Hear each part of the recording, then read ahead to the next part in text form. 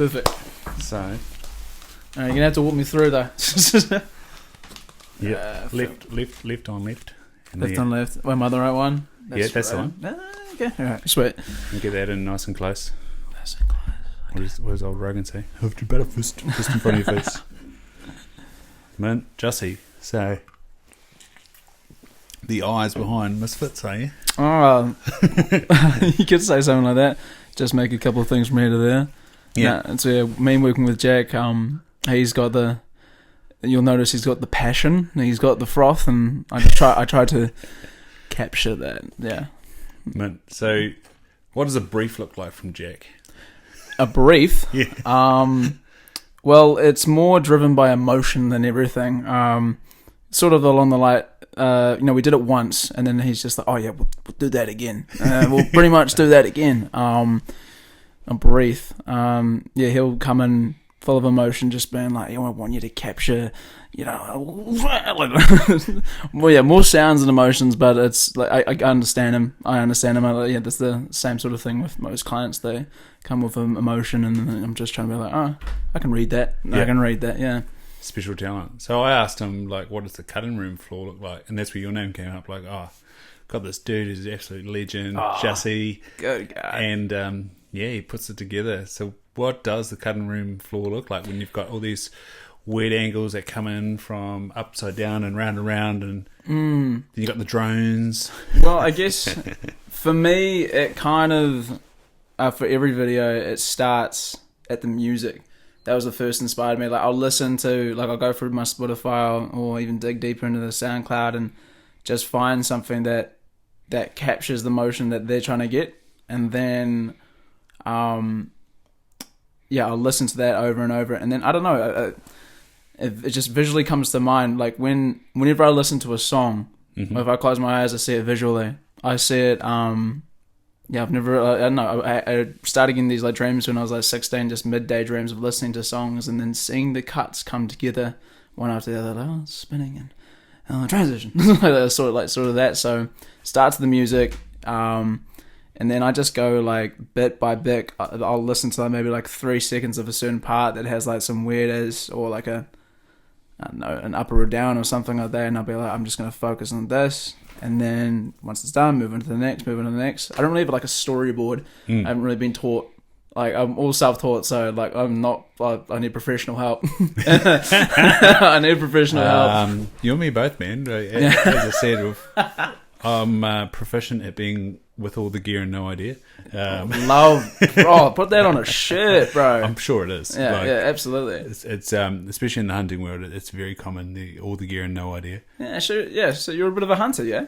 Try to exactly as I said. I've got some gears and some I idea. Just wander around the bush and I'm shooting. Yeah. No, not shooting. Just take me going for a walk. That's good.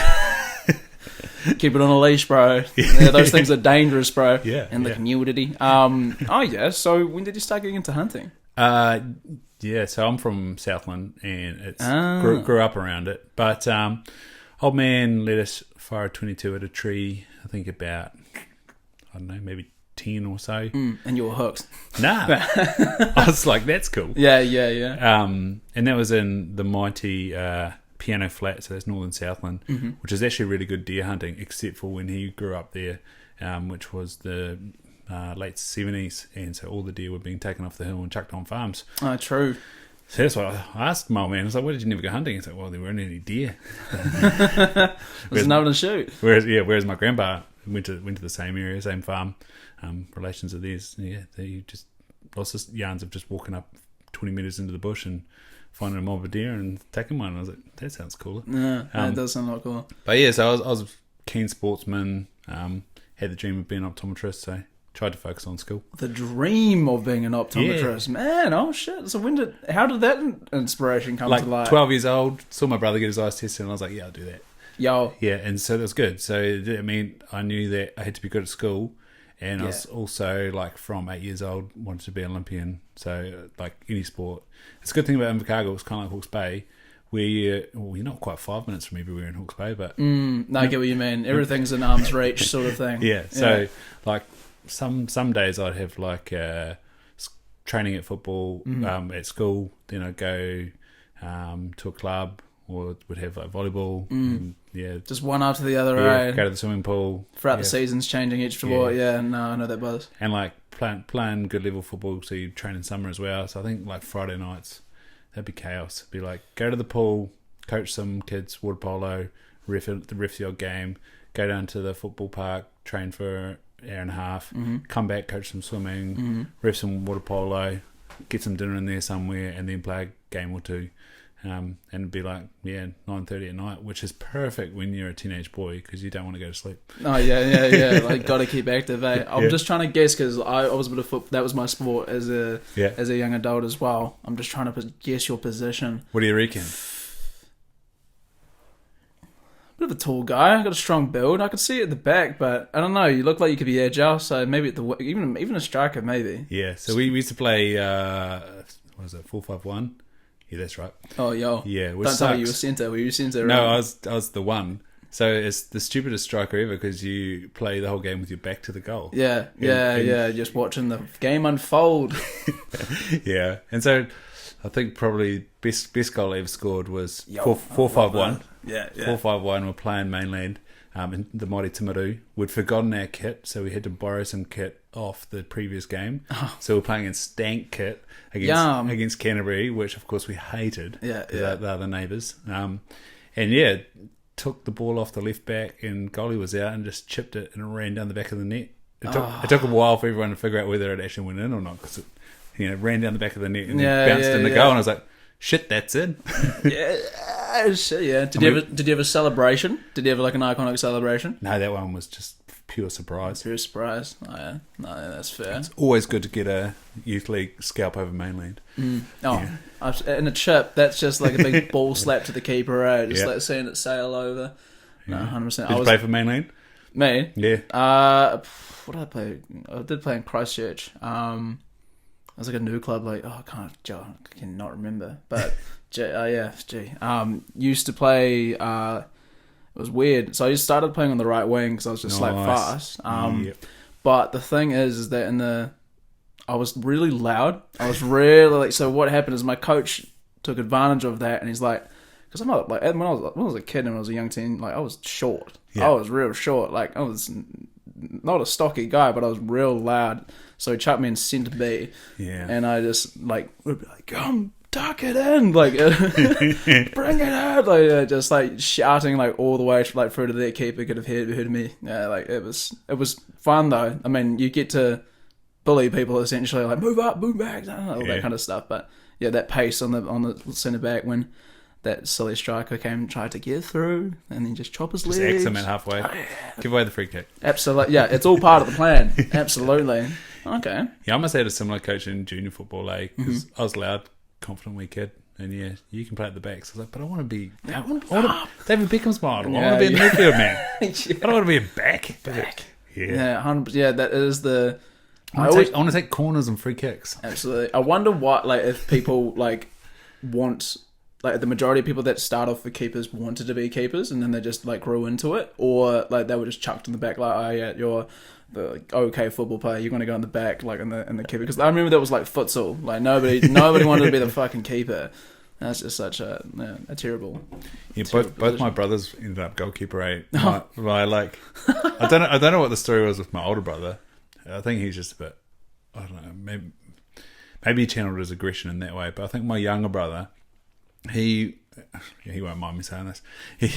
He went from a slightly, not chubby by these days standards, but not a lean kid, to then he shot up to bloody over 6 foot. Oh, so stretched out in the space of 2 years. Oh yeah, that's what happens. And so he had stretch marks on his back, and he was stretched out, and so it takes a while to catch up with your limbs, and I think he just ended up, his goalkeeper was something that could smash people and save goals and reach stuff. So no, that's fair.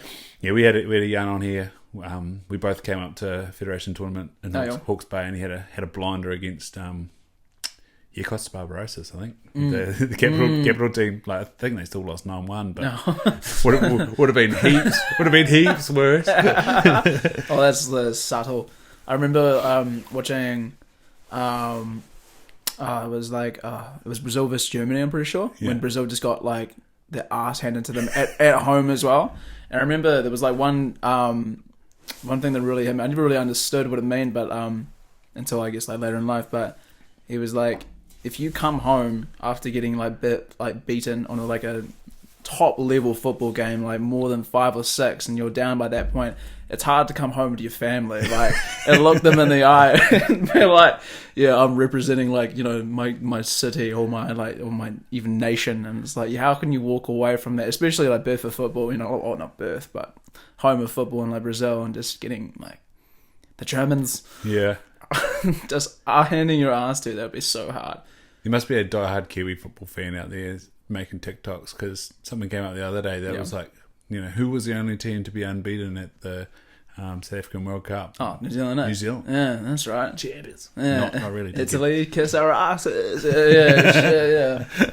Oh yeah, that was yeah. He took off his shirt. That was brilliant. Yeah, I remember watching that. Oh, yeah, true. Oh, so you wanted to be an Olympian? Yeah, swimmer. Swimmer. Yeah. Oh yeah, little fish in the ocean there, right? Yeah, no, I don't. It's a weird sport. I was swimming because like I've said this many times. 8 years old, you go national champs, and you go, right, 20 more years of this. not at 8 years old. Not at 8 years old, you're thinking, yeah, I could do this. I could be in the Olympics, and then you look at the reality of it. You get to 15, and you're like, ooh, it's a pretty lonely place. Yeah, just me in the lane. That's all it is. Yeah, true. Oh, swimming. Okay, so what's your style? What was like your preferred? So yeah, I was a breaststroker for a long time, and then I started getting stronger, and butterfly started to join in. So then who the hell came up with that like swimming move? Like some guy was just going full spasm in the water and was like, "Yeah, I'm gonna cool this." It's the strangest development of swimming as well, because larger kids would be good at it in younger ages. I guess it's to do with buoyancy. And then I was a boy. As a man, just because you want to be on top of the water. Yeah. And then like this is the perfect example of what swimming does to you. I like decided that no, I'm not going to be a swimmer anymore at 15, and then I went. So that was about winter series, so August or so, and I'd still qualified for the Southland Champs. You know, I was still coaching swimming for my club, and so they entered me in the Southland Champs, and I managed to qualify for the Div 2s again. Yo, and I was like, oh, well, might as well go, and qualified in the 200 fly, and ended up winning the 200 fly after 6 months off. But it was just like getting some good sleep and allowing your muscles to grow and getting some strength. True. And yeah, by the time you sort of hit 15, sleep's good, eh? Sleep, yeah. You start going longer, and you're like, oh, this is mean. This is real. So, like, if you were to give some advice to any breaststrokers out here, what's the key to a good breaststroke? I haven't swum for ages. I'm sure there's a whole bunch of techniques, but what worked for you? At the time, it was at the time what they were trying to get you to do is you sort of get a bit of a flow going on with your body, so you were kind of creating a ripple effect, and without breaking the water, doing a butterfly kick before you did your breaststroke kick. So you were kind of like pressing with your feet before you brought your knees up and did the frog leg style kick. And then I don't know, there's been an age-old debate about pushing your arms over the water or through the water, and like the length of your stroke versus the speed of your stroke. So it's interesting, because breaststroke I kind of find like rowing, like that's what the rest of my family does. And there's like that's so south. Yeah, they'll claim it. Arita River is the greatest water in the country. They can go for like 7Ks or something and then turn around. Damn. But that's that balance between stroke rate, power in the water, trying to get the run of the boat, and the faster you move up the slide, the more you're slowing it down. Kind of like breaststroke, it's this long sort of tension stroke. Absolutely. As opposed to freestyle, which is just full tat as far. Yeah, how fast can you swing your hips? Yeah. Oh, true. We've never taken you for a swimmer, but hey, when's the last time you swam? Oh, properly. When there's a non-proper way of swimming. When you've been to swimmer, there is. Okay, yeah, I guess so. Yeah, but no. After I graduated in Christchurch, I joined the pool. It's around the corner, Whananui pool, and went for did a few laps. The odd 2K session. Actually, no, when I was in Hamilton, went for a little bit of swimming there as well with some of the triathlete fellas. So you graduated in 13, and then I moved to Christchurch. True. Year and a half at Specsavers in Riccarton at the mall there. Oh, true. Yeah, that's Riccarton Mall. Have you been there lately? Excuse me. Yeah, well, good, man. Shit, when was I in Christchurch? I was there in January. Oh, yeah? Did my run. But not to the. I did go to the mall. I had to, as part of the compulsory kit for the ultra run. You had to have thermal gloves. I didn't have thermal gloves. So True. Grab some thermal gloves from Macpac. Oh yeah. Well, when I went from like Napier to Christchurch, I'd never been to a mall before, and I was like, oh my god, this is like many shops in a building. No, it's beautiful in Riccarton now, but and Christchurch is an interesting place. Yeah. Quintessential Christchurch question: where'd you go to school? Where did I go? Oh god, one of these guys. No, I went to Burnside. Mint. Yeah. Yeah, Burnside. Yeah, fuck, that was fun. That's a big school. Big school. It's just a mini community, it's a mini city. 4 schools in one, right? Yeah, bro. Yeah, pretty much. I mean, from going like St. John's here in Hastings, 300. Why didn't you go to St. Thomas's, man? Nah, bro. Well, you could have even been a bit more than going to Beads, man. Oh, bro. I'll tell you a story though. So, when we moved down to Christchurch, so my dad that went there first to like scope it out for jobs, got the job, and then me and my family started heading towards there, and they're like, okay, you choose where to go to school, and that will decide where we're going to live. Yeah. So I went to like, where did I go? Christchurch Boys, St. Bede's, Cashmere, Burnside.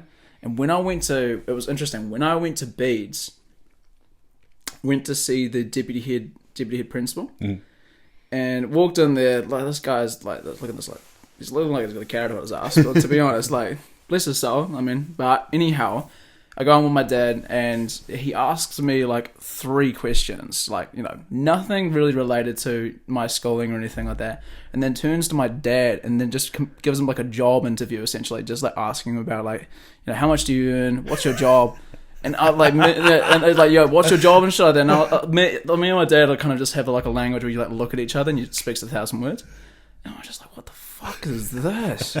What the fuck is, and like, yeah, and then like as soon as he was like, oh yeah, looking forward to hearing back from you, like we're just like, no, we're not looking forward to not looking forward to it at all. Went to Burnside, completely different situation. Just like I was like, yeah, what do you do? What do you get up to? Graham wasn't there. I'm like, I do this and this and that, and that was, I felt really engaged. And then when you go around, like the school campus and stuff like that, it's just good vibes. Everyone, it's just so much different. Just Beads was like, Beads money grabbing assholes. Mufti in final year as well. That's a bit, counter to some Beads. Yeah, very counter. God, their uniform is like, I always used to think, like, I don't know if you knew this, but I always used to think school was free. I always used to think school was free, and at that point, like my dad told me, I was like, it's a business. I was like, I was so blown away. But Mufti, I would recommend that to. I don't know, it's like you join the leagues, you're in the final, you might as well enjoy it, man. Wear your own stinky ass clothes instead of wearing theirs. But I'd love to Mufti, and co-ed. What's your thoughts on co-ed? I went to co-ed. Yeah. What school did you go to? James Haggis College, another large school. James Haggis. So old Jimmy, he was a brigadier, and I think he went to 2 wars. Got captured in France, managed to escape. And he's like, I'm going to teach kids. Is that what it was? Nah, he just named after him. He's from Gore.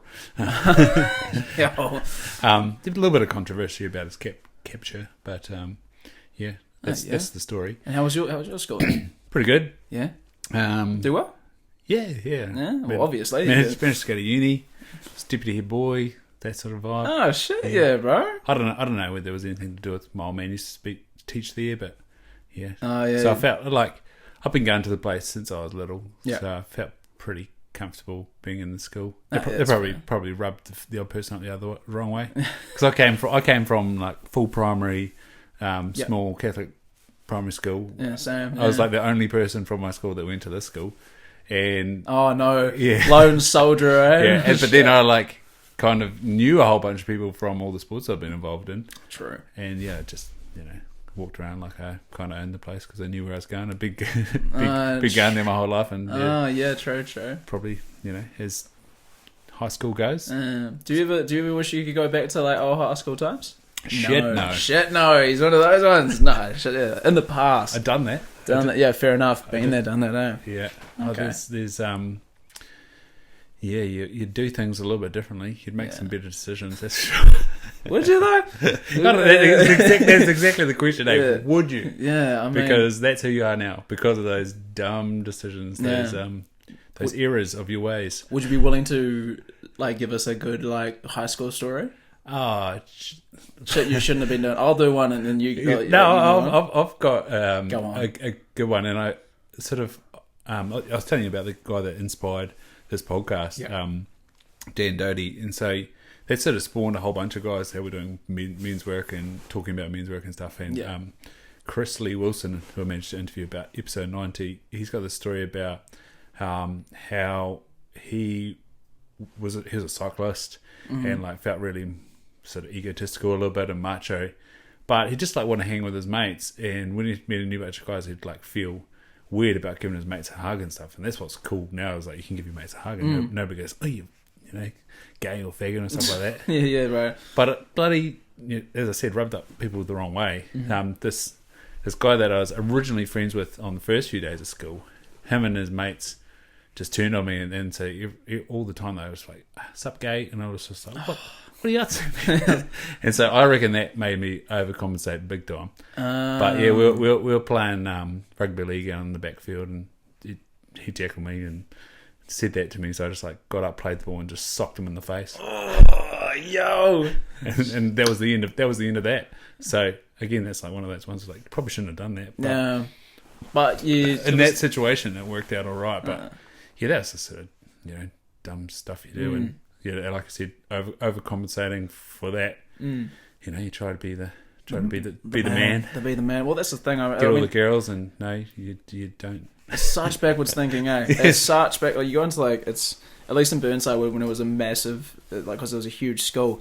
You notice like the hierarchy, and it's high school hierarchy. You got the blonde bimbos, like what we call the plastics. That's from what's that movie? Mean Girls or something like that. Yeah, right. Like legit, the plastics, and then you've got like the rugby boys, and you've got. It's not like a. But Burnside's not even good at rugby. Oh, bro, terrible. That's actually to be fair, and sorry, James Hargis rugby players, but you're not very good at rugby either. James Hargis is infamous because that's the school that Jeff Wilson put like 95 points on. Real. Damn. Like again, how can you go home and like and look at anybody in the face straight? Well, luckily for our school, Jeff Wilson went on to be one of the greatest. But yeah, we'll hold that one. We lost 2 Jeff Wilson. Yeah, straight up. But yeah, like the hierarchy is. It's so weird, like when you're in high school, it's like, oh, this is my life now. Like this is how I like rise up in popularity, and then you get out of high school and you're like, oh, that didn't mean shit. Yeah, we have to be adults now. It doesn't actually matter about like what school you can go to. That's exactly what I was thinking. That's what buzzed me out about moving to Christchurch, like going to play rugby again with St. Bees and Christ's boys at Christchurch Rugby Club. No disrespect to you fellas, but yeah, it was pretty funny for me at like 25. Oh, and I was 26 by then, and they're like, "What school did you go to?" And I was like, "I'm from Invercargill." Like, I've been to 2 unis and I've got a job now. Yeah, I live just around the corner. Just move past it, boys. Come on. But it was pretty funny even within the team, and I get it. It's like a good way to find out how you know people. But you categorize them at that point, don't you? You're like, oh, beats. Well, that was the thing. The 2 schools would like hang out within the one team, and I was like, this is great. Yeah, that's great. Yeah, we're one team now, boys. Yeah. Relax. Don't turn on me, please. Yeah, absolutely. Now, would you do school again? Would I do school again? I think I would like to relive certain parts. Like, I think when you know, and it's weird, like, when you grow up, you start to realize that you've got these things got responsibilities, and you have to look out for yourself. But I feel like when you've got that, you got the shelter of your like parents, like you can go home, you can eat, you can sleep, you don't have to worry about rent or things amazing. Like that. Yeah, and it's things like that. There's less bandwidth worrying about if you're going to survive the day, and then just more about what's happening in your day. And I think I'd repeat I'd go through some like really good like months of just fucking around, or like old school trips and stuff like that. I think I'd like change a couple of things, just to readjust my life a little bit in that respect. But not make dumb decisions. But did you have a job? I had first job was there was a school, primary school, and I looked after kids. Yeah. Yeah, and then second job was waiting tables. Yeah. Nice. Yeah. Were you any good at that? Yeah. No, I was pretty good at that. I pretty much got the job on the day for waiting the tables, and the kids was like real simple, just smile, play with the kids, and then that's all sweet. But the waiting tables was all good. Like, that was real good fun. That really teaches you like to be a certain type of person. Because I was just talking to our friend Gracie before she came over to the dojo, and she said she was telling us about her bad experience in waitering, and I was like, you just cannot take it on when there's a customer at a restaurant. The person who they are vocalizing, or either if it's anger, or excitement, or disappointment, is you. Like at the edge of their table with your like notepad and shit like that. If they're angry, they're gonna give it to you, not the person who made the mistake. So you're just gonna brush it off. Just gonna brush it off and pull a silent middle finger on the way out, like just, and then maybe spit in their food. No. Never did that. Yeah. No. What was your first job, bro? What did I do? So I worked at the movies for a bit. I can't remember if that was my first job or not. But yes, I did. Oh no. So I got some school holiday jobs doing property maintenance. Yeah. I was about to say management. No, maintenance. Maintenance. Yeah. This company, my neighbour, Phoenix Services down there, and one of the best analogies for life was they did this big restructuring of all the schools. Yeah. And so they needed to move one playground to the neighbouring school, and our job was to go and dig the playground out, but it was surrounded by pea gravel, and so trying to dig out pea gravel, you dig and move the pea gravel, and then it just rolls into the hole that you're digging. Yeah. And so we got back to the site, and the boss was like, "How's that playground going?" We're like, "Oh yeah, we've got about 3 of the posts jackhammered out." And he was like, "What's taking so long?" He's like, "Have you ever dug pea gravel?" He's like, "Oh." So yeah, that was a lesson in perseverance and absolutely just carrying on one shovel load at another. Yeah, then the movies, accidentally breaking the boysenberry cone so you can choc dip it. Yo! But then I think that's now a thing. I think the old movie theatres have cotton on that people want a chocolate dipped boysenberry cone. Then my old lady worked at my mother, sorry Julie, worked at lady. Yeah, worked at the hospital, and so they, again, computer systems needed some data entry done. No. Did a bit of that, so just patient files, NHI numbers, and link them up, put them in the new computer system. Next file. How many files? Now let's go. Yeah. How many files can you do in it out? Yeah. Freezing works. Freezer works. Oh yeah. You've had some character building, bro. I was probably one of the few people that ever resigned at the Freezing Works.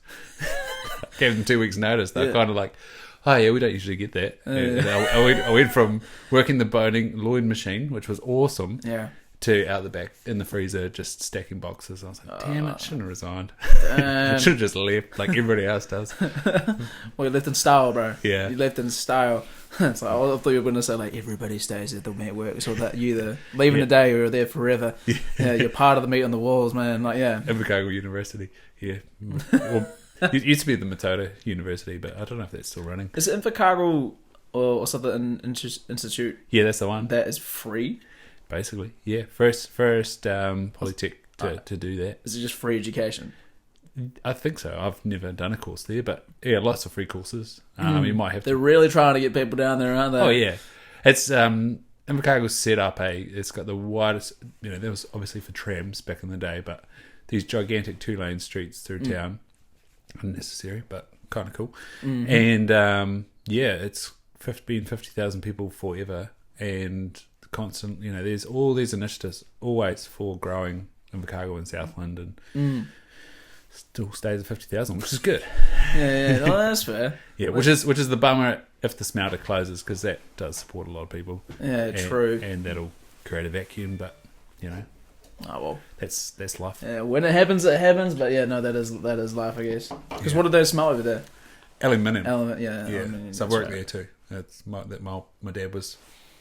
That when he left being a teacher, that's where he went and worked, and so part of that was, if you were doing uni, you got a bit of cash and a summer job, which was very well paid. Nice. So yeah, that was good. I remember it's just like taking me back to, I used to do landscaping, but it was I was the guy that would get the tractor and dump it on your trailer. So we had like massive, huge piles and stuff, and the huge piles on the back. Canterbury Landscapes, shout out to you guys. But that is some character building, because like you know when you go into like a room that just ranks, like if you're like cooking like, I don't know, like seafood chowder or something like that, and you got fish heads in there, and it's like, that stinks. An hour later, it's like, I don't smell it. And it's like, that was like work for me, and I'd get up in there and that mushroom compost, and then come home to the flatheads, and I'd just be like all sweaty, and they'd be like, yo, you reek, dude, you fucking reek. But yeah, I swear I must have some like, I don't know, maybe some like mental like wrong, just like all those like fumes like constantly coming out in my brain and stuff like that. That literally like changed my life in multiple ways. Then yeah, maybe see an integrative practitioner and get rid of some mold. Yeah, they can cause havoc. Absolutely. Yeah. So for your job, so interesting. For your job right now, you enjoy it? Is it everything that you're looking for? It's amazing. Yeah. Who do you work for? So for Shakey's. So the last episode I had one of the directors on, Tim Eagle. Awesome dude. And yeah, we're talking about how like it's pretty energy intensive. You're solving problems all day. Yeah, true. Well, it's just fixing the solution. Yeah, I come and do a podcast and talk a little more, but yeah, you do use up a lot of your conversation during the day, especially as a male. You tend to run out of words, but no, it's you're problem solving. So when I finished uni, so I'd already done optometry. Yeah, I came up with this sort of why, or like, why am I here? I like it. Yeah, improving people's lives, and yeah, I get to do that all the time. And so I sort of wrote down, I want to show the world to people to the best of their ability and help them improve their lives. And so that was pretty, at the time of writing that, I was graduated, so that was pretty specific to optometry. Yeah. But now it's kind of meant, it's pretty broad. It's very broad. Yeah. It's very broad. And so, especially in the morning when you don't want to get up, or, you can just quickly tap into that. It's written in the front of my journal. And yeah, just, I don't know. Well, you're doing it, bro. Gets me out of bed, which is good. I remember the first, because I wear prescription. I've got contacts in right now. Yeah. And God, I remember. So my family, my sister, my dad, and my mum all wear glasses, and I was like, oh yeah, I'm the one kid that doesn't have it. And then it's 6-7 years old, and it's still being like, no, it's happening. Like, I can't see the letters. Oh no, and you don't really understand what's happening because it's like the first time you ever experienced it. Yeah. Got glasses, but I remember the first time I got contacts, it was like orgasmic. It was like.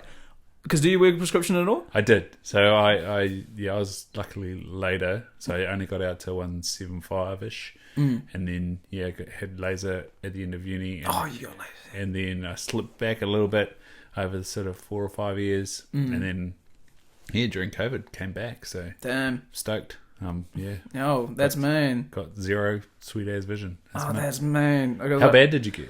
I've got stigmatisms in both eyes. Yeah, I think one's like right's 3.75, and then I don't know, ranges, man. I don't know, they're pretty stuffed. I got that, and you're a thumb, like but I remember first putting on contacts, and it was like full tripping or something like that. You go in, it's like everything's high intensity. Everything's like, I remember being outside OPSM, looking to the left, and it was just like some oranges, and I was just like grabbing them, and oh my god, are you guys seeing this? Like, oh, it's beautiful, bro. So you are changing lives, and especially for like my job, like I can't do it if I can't see. Can't see. So yeah.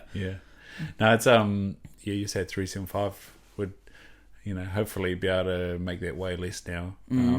So. It's buzzy. End of last year, they've even managed to create glasses that slow down people's short-sightedness, which is really good. Because how's it do that? So originally there was an eye drop called atropine, which normally that dilates people's eyes massively and blocks their focusing. Oh yeah. And so that like historically they use that for getting the correct prescription for young people, and then there's another variant of it called cyclopentolate. Doesn't really matter, but it does the same thing, but over a faster time. Gotcha. Yeah, but so ibuprofen usually comes in 1%, and we can use 0.01%, so it doesn't have barely any of those side effects. They might get a little bit dilated, and their accommodation might drop back a little bit, but being young, they've still got heaps of power to be able to focus up close. So that's cool. So we either use 0.01 or 0.02 or 0.05 to try to get an effect and slow their short-sightedness down. True. So that's the only thing that's sort of gone therapeutically. There's a hard contact lens that people sleep in, and it reshapes their eye. Damn. And so that's called orthokeratology, and that just flattens the cornea, kind of like what they do when they do laser surgery. And people can see, but the side effect of it is it steepens the periphery, which means that it gives a really strong focus that's kind of, if you can imagine, is sitting in front of the back of the eye. So if short-sightedness getting worse is the eye growing longer, then if you've got this focus in front of the eye but still clear vision, then it slows that down. So that's been shown to slow things down by about 50 to 60%. Oh, yo, that's cool. Which is mint. So say, for example, you at 375, you might have been like 125. Oh, yeah. Or like we get lots of kids in that their parents just say -11, and you're like, shit. Yeah.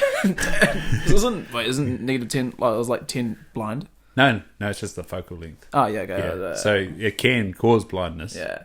Because the eye grows so fast that it stretches the eye, and so their retina's spread over like larger distance surface area. Yeah, so taking time. They can't see as well. So it's kind of like pixels in your camera. Yeah, gotcha. If you've got high megapixel, you get crisp as, but if you're stretching that out, then it's lower.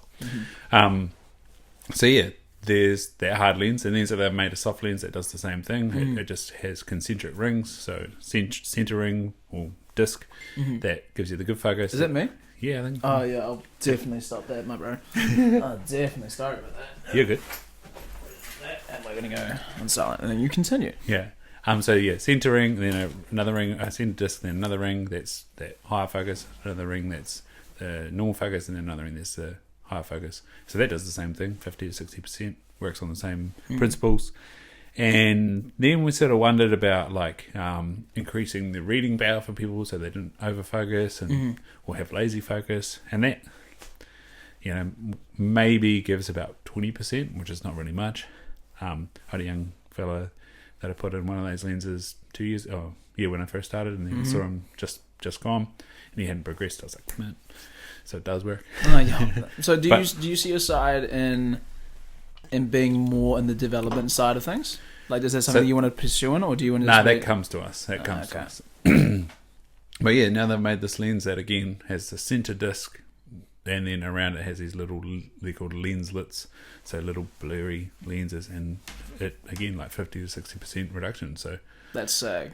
It's technology, man. Yeah, and this and in the space of like that is crazy, you know. Like, yeah, so I think maybe 2006 the contact lens concept sort of came out for the soft lens. Yeah, the ortho has been around for a long time, but again it was probably sort of 2000s that it was suggested to slow down myopia, and then now there's glasses. Finally. Because, like contact lenses, as you know, once you get the handle of it, it's easy. Oh, piss, yeah. So like it's a, and this is what I always explain when I'm teaching, because I'm like, yeah, it's normal to like close your eye and like revolt away, and it's like you're poking yourself in the eye. That's a very instinctual thing to close your eye and get out of the road. How I like lens it down, or at least how my optometrist said, is that don't put it straight on your eye. Yeah, they just put it below it and then move it up. Don't look, because when you're looking at your finger go in your eye, you're terrified.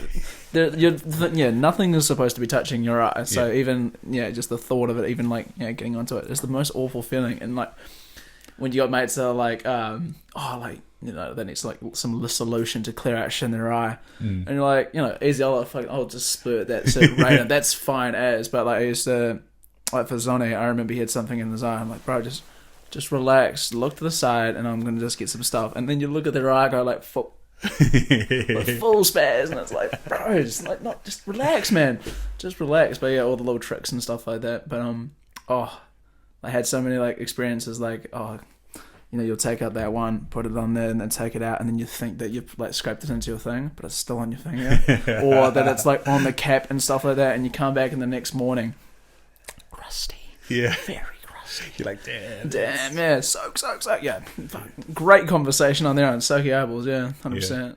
No, when we try to look around the periphery of people's eyes, I always get them to look down. So you got to hold the eyelid up. But already like cracked up. Yeah. So man, and it's often middle-aged males. I don't know what it is, but they like just revolt and it's like. And so it's the casual gag. I've never been touched that way. Hard out. So it's the casual gag that it's like, if you close your eyes, you're actually looking up. So pick a point down here, just look at that, it'll be all right. True, yeah. And then you were saying about how they're like with the contact lens, don't like put it in your eye, just let it get onto your eye. Yeah, and then just it's supposed to just suction. Like how the hell do you think it's going to stay there? Yeah. I always grab a bottle of tears. And it's good if they're like 7 years old, because they're like, so when you get to third form chemistry, you're going to be a whiz because you're going to understand what water bonds are. Yeah. Or the flip side, they're like 15. I'm like, do you remember third form science when they were talking about water bonds? These highly attractive, not very strong bonds. And I'm like, whatever. Was chemistry or science? No, I probably did more physics. But true, yeah. Did some chemistry. So you put a drop on the desk and then you add another drop and it holds its surface tension and you're like, so that's what we want to do with the contact lens. And then we want to take the lens out, we want to mess it up. True. Wipe it away, yeah. No, just, I don't know, you figure out the way that you want to do it, eh? Yeah, true. So would you ever want to open up your own shop? Yeah, that's the dream. The dream? That's the intermediate dream. The major dream is to then own a farm. But own a farm? Yeah, deer farm. Go back to the roots there, right? Why not own both, bro? Imagine that. Oh yeah, that'd be good too. That'd actually be like such an experience. Get like a big window, like floor to ceiling, just like right there, and then be like, once you put their contacts on the new glasses, bro, just look out there. Our mate in Hamilton has a practice with a window. I'm so jealous of him. He like looks over the river, and I'm just like, man, he loves showing his practice off to people because he's like, look at this, I got a window. I got a window. And not only is it just a window, but it looks over the Waikato River. Oh, that's beautiful. And Hamilton is there, yeah. So farm wise, what farm are we talking about? I want to do venison. I want to do like farm to table restaurant stuff. Destination farm vibe. That'd be sick. I don't know if it's a thing. Oh, make it a thing, bro. Yeah, that's right. You make it a thing. Zonny just recently went hunting for the first time. Oh wow, man. Yeah, no, he loved it, bro. He actually told me to like tell you that he loved it, fell in love. They didn't shoot anything, but they. That's right. Just That's hunting. Yeah, exactly. Hunting's not shooting things. Exactly. Yeah, they just went around. Just like talked for ages. But the guy Liam, who he went with, hooked us up with like this venison leg, bro. Yes. So good. It was the first like time I've had like bites of venison, but that was the first time I had like a venison meal. It is damn good. How'd you just cook it? We cooked it like how I usually. I've never cooked a venison roast. I was looking at the leg. Oh, so you cooked the roast? Yeah, we cooked the roast. Nice. Yeah, cooked the roast and bit of 2 cups of beef stock on the bottom, bit of onion, garlic. Turn that shit into gravy after. Oh yeah. Yeah, slow roast that thing for like 150 for 2 hours or something like that. Came out. Oh man, it's like nothing. It's like no other meat, eh? It's crazy, tough, dense meat. Yeah, a beautiful creature. Thank you. So you're a deer guy. Yeah. So yeah, I'd like to share that. And Hunter McGregor is his name. He hangs out in Shanghai, so it's a great name for the middle of Shanghai. And he's the venison representative over there, working for Savannah.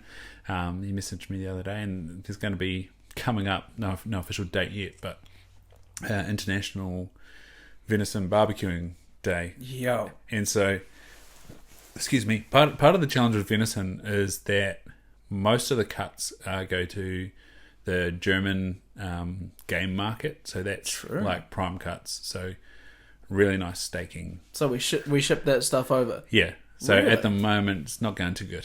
What are we gonna have, boy? But I think US is opening up, and that's sort of provided a bit more value for a carcass, so they sample a lot more stuff, a lot of mince going over there, and then also pet food is sort of making the value of an animal increased again, which is always nice to know. But yeah, in China, because of the way they cook their food, they usually do sort of slow cook stuff, which traditionally, and again that's just based on the German game market, that's not how venison's cooked. So yeah, old Hunter hooked me up with this short rib recipe that's like a slow cook short rib recipe. Oh god! And like those words together, just I don't short rib. Like damn, carry on. Yeah, so that's like when I've had a venison carcass, that's what I always like look out for.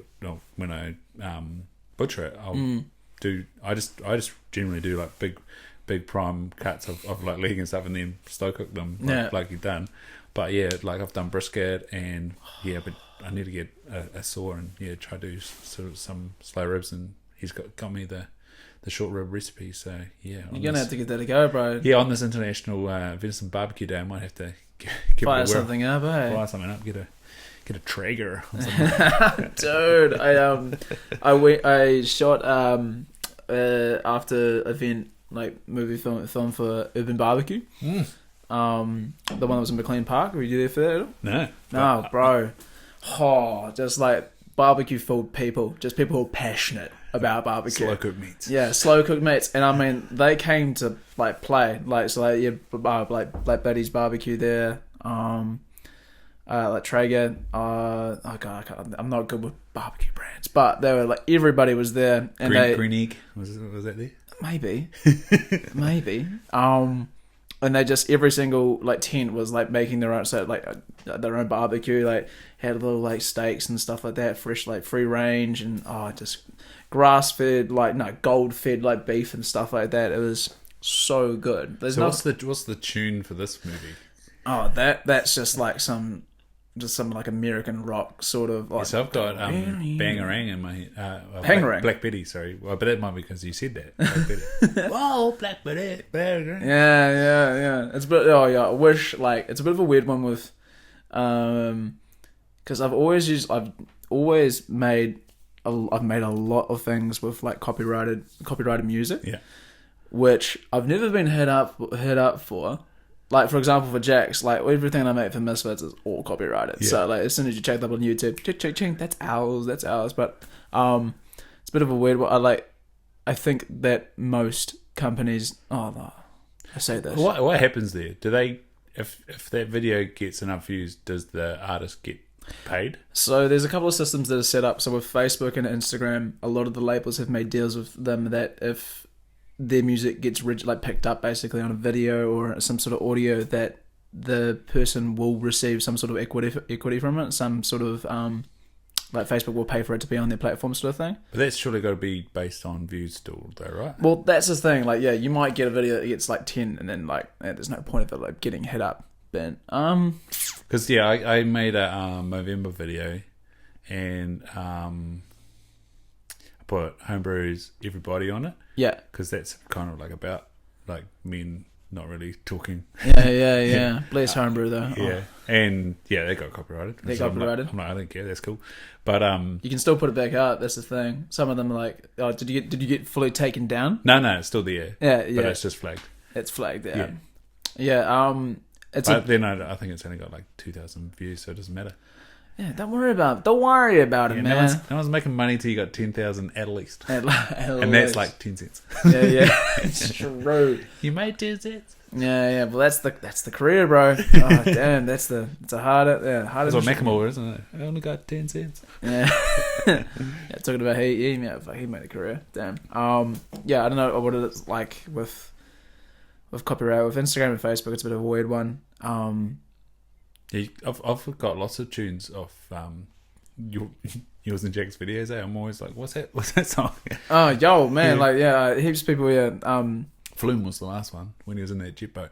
In the jet boat. Oh yeah, no, yeah. So yeah, so Jack does I do most of the stuff that I do with Jack is like the after movies and stuff like that. You'll notice the difference in probably editing and stuff like that. Yeah, as he said to me, like heaps of the time it's just the phone. Yeah, he loves the phone, and he's like aced it. It's exactly what he needs because he's the GoPro king. He's the GoPro hero. GoPro hero. Is he using a gimbal or anything like that? No, bro. Just that hand, steady hand. I have to give it to Jack because he is literally the pinnacle of go and get it. Like, do it with whatever you got. And he's just been doing that for ages.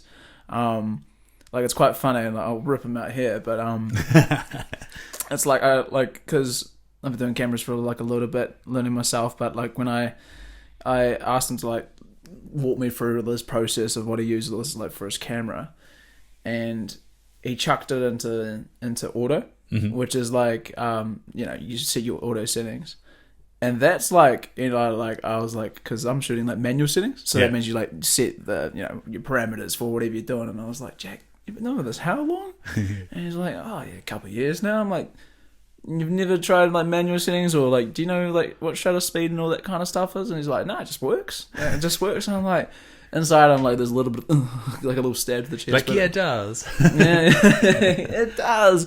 But yeah, gotta give it to him. He just does it. So yeah.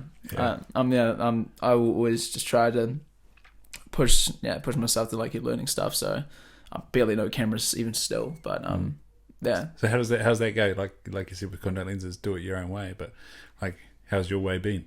How's my way been? Ups and downs, bro. Full ups and downs. I got, so what I was doing first before all this is that I was at University of Canterbury for engineering. And what got you? Maths? Dead. Well, I was just good. Yeah. I was really good with numbers. And it's weird, I just get bullied for it, man. It's weird. It's so weird. I was like, were you ever good at math at all? I did calc, but did you? I did, and then we had physics and we did some physics through the whole 2 or 3 times. Yeah. So we did. You know your stuff. We did not bad calculus, but like then my dad. Speaking of your dad, my dad did university physics, and that guy can work shit out in his head. Oh damn! No, yeah. If he does physics, like University of Canterbury's Physics 101 paper is renowned to be one of the hardest physics papers in the world. Yeah. Brutal. And then my cousin did, I think he did masters in physics, and fuck, trying to have a conversation with him. There's this condition called Erlen syndrome where we're applying a colour filter to people helps them process reading material better. And really, yeah, unfortunately, it's hard to explain. You can kind of only semi-interpret. I think it's kind of narrowing the bandwidth that you're working with. That's how I think it works. But yeah, then I was trying to explain it to my cousin, and he was just coming out with all these theories. I was like, mate, you lost me. Wait, what was I saying? Yeah, I was telling you, right? But I'll go back to, so I was doing engineering, and then during it I was watching, what inspired me to do it was this, I was stoned over my brain, like in Dunedin, just like having a real mean time in Dunedin. And I was in my mate's backyard, just like almost like barely passing out, sort of thing. And I watched a video on YouTube. It was this YouTube video, and heaps of videographers know about it. And I would highly recommend that you go see it after this. It's called My Year, 2016, and it's by this guy called Sam Calder. Okay. Who's like a top tier videographer, but back then that was the video that made him blow up. Yeah. I watched that, and I was like, I was knees deep in in assignments to do for physics. I was so behind in labs and shit like that. And I was like, there's more to life than what everybody tells me that there is, like, in uni. And there's more. This person's making a living of doing this. I'm like, why can't I do it? So 2 weeks after that, dropped out of uni, just got a job, started working, got a camera, and thankfully I had a flatmate, Sam Newbold, who had a camera, and we made like an edit, and it's on my Facebook, like one of my first edits. It's actually okay. It's a vibe. It's a hell of a vibe looking back at that kind of stuff. But ever since then, I just YouTube, University of YouTube, bro. That's all I needed. Just looking up, those 2K subscribed guys who just know the exact right question that you're trying to answer, and building that up. And I would say that, yeah, like as you asked before, how's it been? I said ups and downs. When you're around people that are doing your thing, it's a lot easier to progress. But when you're by yourself, you're inspiring yourself. You're also your biggest critique. And I have a friend, Charlie, who learnt videography at a professional level, like for Indelible. So there's the guys here that do real commercial stuff. He learned through them. So going through that sort of way, you're able to learn what the standard of things are, where, like, you know, what it's supposed to be like. And then I looked back when I was like first like dealing with cameras, and I had no idea what shutter speed was. I had no idea what ISO was doing. I was like, oh yeah, this just looks good. And that worked because I was able to figure out what I liked in terms of style. But and then over time started to learn, you know, the proper way of doing things, what's supposed to look like, frame rates and all that kind of jibber jabber. But in doing so, well, yeah, positives are you start to carve your own creative style in the way that you want to present things. But the other thing is it's hard for people to, if it's not professional, they can look at it in a certain way, but oh, that's not what I kind of want. So I'm trying to meet the two together, and that's what I've like slowly down. The Outfield video that I recently did, like for those boys, shout out to those boys, they're good guns. Is probably like my pinnacle of reaching that point of professional and a little bit of style. And I think it's the ups and downs is just like as well, like trying to turn it into like a full-time job is a weird one, bro. You got a website now, so that's good. Yes, check it out. Because like you go on my gram and you'd probably be like, this guy makes professional video, and it's like, oh yeah, I do. Just it's not really on here. Now I have a place for it all to be. So setting clients and all that kind of stuff. So with that sort of traditional vibe video stuff, has that just done through a filter on your phone, or traditional? What do you mean by that? It looks like real camcordery. So that's a camcorder. Yeah. That's a camcorder, bro. That's I used to do. Oh fuck, when I was like. A couple of years ago, I was in a bit of a stoner vibe. So I had this I had this little thing called We the Kids. Yeah. I was with my friend, and I just used to take my camcorder around. It's like way back in my gram, you'll say, but I used to take my camcorder around to like parties and stuff like that. So this little Sony floppy thing, and it's like probably one of the best like tools I think anyone could ever have if they even want to get into something. Because when you got this big ass camera, like a normal. Like DSLR, you're pointing that at people.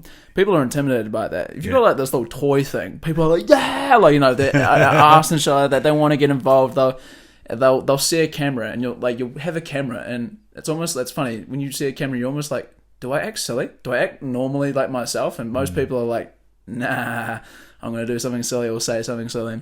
So I just created this like We're the Kids things of where I just make clips of like stuff throughout like the week, and I like chop them up in random spots. There's a guy, David Dobrik. He's a big famous YouTuber. He's renowned for making those sort of clips, but I was just like, I'm going to draw it back because I don't have that budget. But just started carrying that around, making stuff like that. No filter on the phone, just an old camcorder. Yeah. It might be in my emails now, but sent down to Wellington some 120 film that I took on my last hunt. Nice, bro. So that was with the Diana, so it's going to be a whole bunch of light leak, and so beautiful, bro. It was classic as well. First two photos, double exposed. Shit. and then sort of towards the end of the trip, I was nearing the end, and I've got a photo up, well, a couple of photos up on my Instagram just off my phone of this limu tree that is super awesome and super beautiful, and then. So, like, I took some photos of these trees, and then I got to the limu tree, and I was about to take all these photos, and I triple exposed this. Oh, damn! And I also skipped a film as well. Do you enjoy taking photos, bro? Yeah. So, like, I don't know. I think it's partly influenced by. So, I think it was last year. Doc had a photo competition, and so that they wanted real macro images, and I was like, I'd sort of, especially going off the phone, and you got like a real shitty focal plane. It's really hard to get depth, and so I was like, oh, maybe I'll try just fucking get it in there, and you do start to like appreciate what's going on. But and then I saw another trick. TikTok, okay, there's some tricks on there. Yeah. For trying to get depth, you can flip your phone on the side and then panorama it vertically. And, really? And that kind of gives depth, but I did one of this this toilet in the Tararuas. Oh man, It's get called- depth of that. Yeah. It's called the Panga Poo House or something like that. It's got Panga walls, but yeah, then it kind of looked like it was a pear shaped house. I was like, well, that one didn't work. Oh yeah. Yeah, but so that's fun. But then the 120 film is kind of cool, and like again, there's like 3 light settings on the Diana. I've got these 2, they're apertures, and I think there's 2, or maybe I'm the wrong way around. Maybe there's 2 apertures and then 3 depths. 3 focal lengths in it. Oh yeah. Yeah, and so hopefully Would you like to get into it more? Yeah, well, I want to see how this 16, but probably only, so it was a 17 photo film, and I've fucked out probably 3 or 4 of them. Oh, all part of the process, bro. But the thing is you look at those photos and they'll be like, they might be triple exposed, but they'll be sick. Yeah, well, I think the double exposure might be quite good, because it was kind of like... did you take a picture of another thing, or was it of the same thing? No, 2 different things. Oh, well, there you go. Yeah, Perfect. so it's like... so what I did is I took a photo of the scene I was looking at, which is this awesome spur that I've seen deer on a few times, and I just keep going back there to hopefully see deer and maybe take a shot. But took the photo of that spur, and then I took this photo of my rifle and my binos, and I was like, oh damn, still on one. So I went back and took the two of them together individually, and so it's going to be interesting to see how they look. And because it was pretty average weather, reasonably late in the day in winter, so it was on that highest ISO, and I got high ISO film. Yeah, it'd be interesting to see if there's enough light going on. With as a little tip, so with the best photos, people think you're going to have like sun. The best photos are when it's overcast. Yeah, perfect. I've heard that one. Yeah. Oh, sure. All right, TikTok, bro. Proof will be in the pudding. That's for sure. No, absolutely. Yeah. No, like with that, like obviously you've got all these post production programs and stuff. Yeah. Surely still the raw data matters though, right? What do you mean by the raw data? What you've got in the viewfinder and how you've set everything up, your settings and stuff. Absolutely, bro. Absolutely. Well, with when I've got to the point of now when my brain when I'm working on like either a set or at an event and stuff like that, when I'm taking a video or even taking it on mostly a video, I want to start moving away from photos. But when I'm taking a video, I'm in the editing room. I'm like past the point of uploading it to my computer, doing the hard drives and putting in the program, ingesting it. Like there's so many processes that go there, but I'm right at the end watching myself in it, being like, okay, what do I want? What am I getting? With you, some stuff is savable. Like some stuff is savable and you can use it, and that's been a huge part of like what I, how I've like I don't know, come up to be. I don't know, that's like my creative style. I always like try to grab something because it's not commercial. So, or maybe it is commercial, but I don't know. I think everything is savable, but some stuff's not. It really does matter. Come down to you have to have. It's just mainly light. Yeah, you gotta see what you're doing as well. And then there's this thing called so you can for Sony you can shoot what's called picture profiles. Okay. So it's what I shoot in is S-Log, and so what that is that it's a huge science to it, but basically when you get a normal photo or normal video, you have a spectrum of color. Yeah. And that color is then transferred into a certain like data packet, and then S-Log gives you so much more dynamic range. But what it looks like is it looks like super faded, like really unsaturated, very unsharpened and stuff like that. But when you bring it into the editing, you like do the like color correction and all that kind of stuff, and it comes out mint. So you can pick up like blacks that weren't there or whites that start coming down, but you have to have that right. If you get it wrong, it just comes like ugly and dirty and stuff like that. And that's a big learning curve for me. I'm starting to try find out where that is and start learning from other people and be like, how do I get this done? But that's like I said, trying to reach that commercial level. your own way. Yeah. So I've been observing the Netsky guys because I've been sending a lot of stuff back to the UK, like putting stuff up live feeds on UKF on YouTube and stuff, and also other videographers out there. You know, when I first looked at their cameras, I was like, why the heck do they have 3 monitors?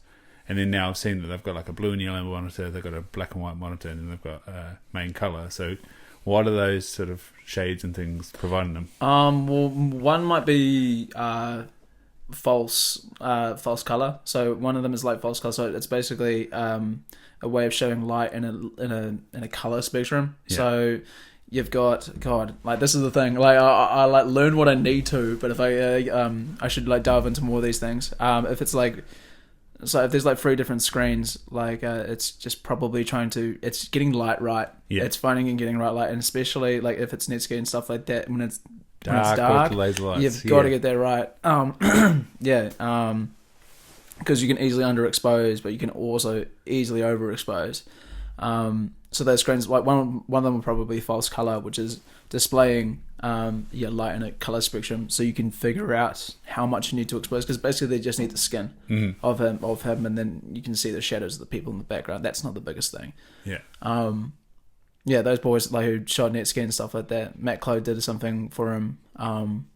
Did like UKF like the live stream and stuff like that. So Matt Cloud is like one of my biggest inspirations. He's the director of it. Cool. Yeah, and that was nuts. Nuts. We went to it the night after. Yeah. Fuck, it was awesome. Yeah. We obviously on the Friday night, my mate, he was still in Taranaki. He's got a big stereo. Cool. He had his TV pumping, played it out, and then so we got to Auckland. What did we do? We fucking picked him up at like 11 o'clock. Yeah. Went and grabbed their beverages, and it was like midday, and we're like, shit, we've still got 2 hours till we can check in. So we went and grabbed lunch. It was classic as well. Like in the middle of Parnell, these 2 fellas going for lunch, both grabbed a glass of rosé, and it's like a couple of days before Valentine's Day, and they bring out a Valentine's cake for us to share. And we're like, do these people think we're a couple? Anyway, not that there's anything wrong. We'll roll with it. Not that there's anything wrong with it, but then we went down to Mission Bay, saw the boats go out for America's Cup. Went back to finally got to check into the hotel. Chucked on America's Cup and some tunes, and then watched that, and was just like, what are we in for, lads?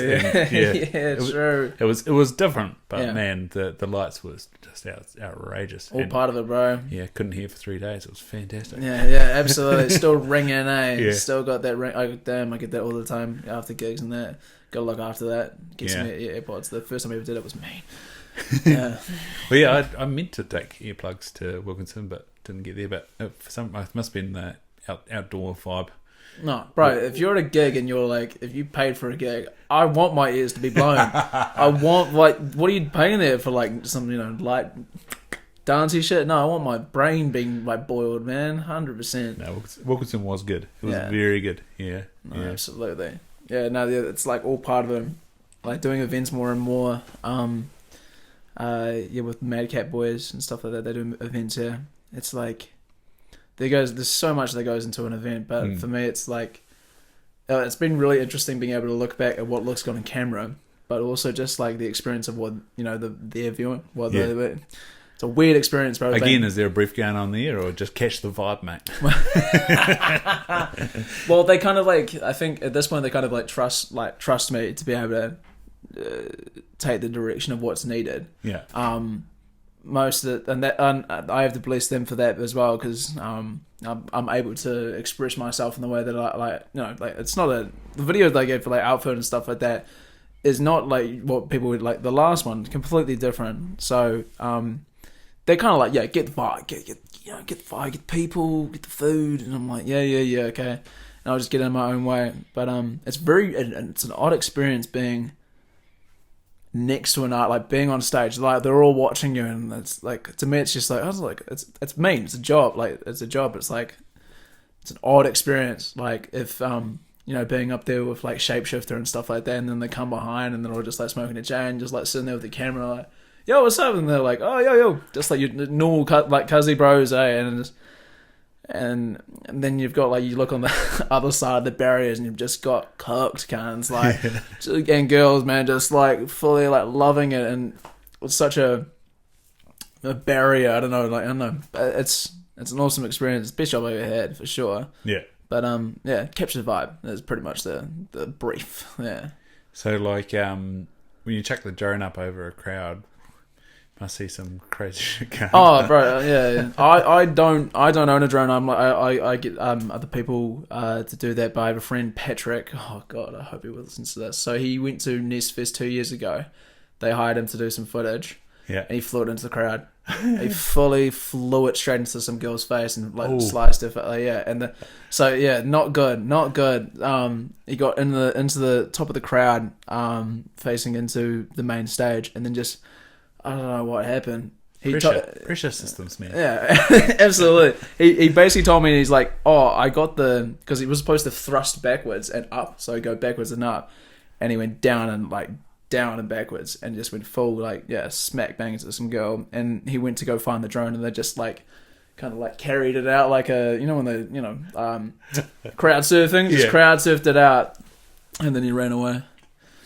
And it was I saw it on the video the next day. I was like, bro. Oh dear. We just had a mate over today, Lachlan Morris. He's just started doing. Do you know what FPV drones are? No. So they're What's an FPV? So first person drones. So basically, do you know VR? Have you tried VR at all? I haven't tried it, but I don't know what it is. Oh, bro, got to give it a go. Got to do it revolutionary. Honestly, got to give it a go. But basically, you got your standard drones, which are like yay big. They go back forwards, all this kind of stuff. This thing's like a bird, so you can fly 300 k's an hour. Wow. Yeah, and you chuck it on goggles, so you got a little transmitter that sends it through you, and you're flying this thing like an airplane basically. But it goes all multiple directions, can do flips and stuff like that. He came over, and he just showed it around. Was going like 300 k's right next to just like There's racing drones, there's all these kind of things, but it's just like the next version of like drone flying, where you can go and do incredible stuff, like fly up along like sideways against like mountainscapes, or not mountainscapes. That's not a word. Is that a word? I'm getting understand visuals. what you're getting visuals. Yeah, and then like loop between trees and go up buildings and stuff like that. It's nuts, but yeah. I don't have a drone. I will eventually get a drone, but not yet in my budget. Yeah, no, not cheap. Not cheap. Not free either. Yeah, damn it. Yeah, but anyone out there that's got a free one?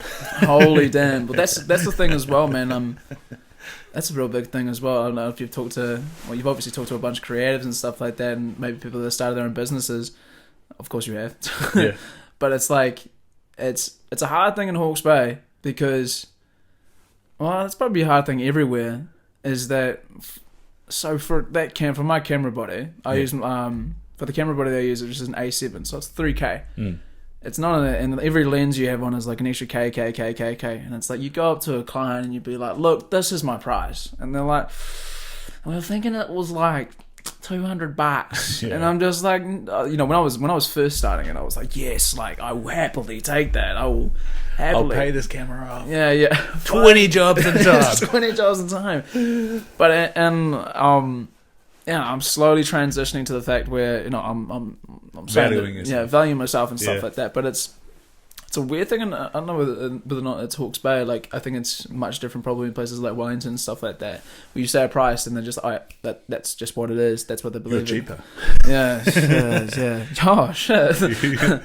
They say yes too fast. Like, damn it. Yeah, absolutely. Yeah, absolutely. I wanted the little attack back and forth, but yeah.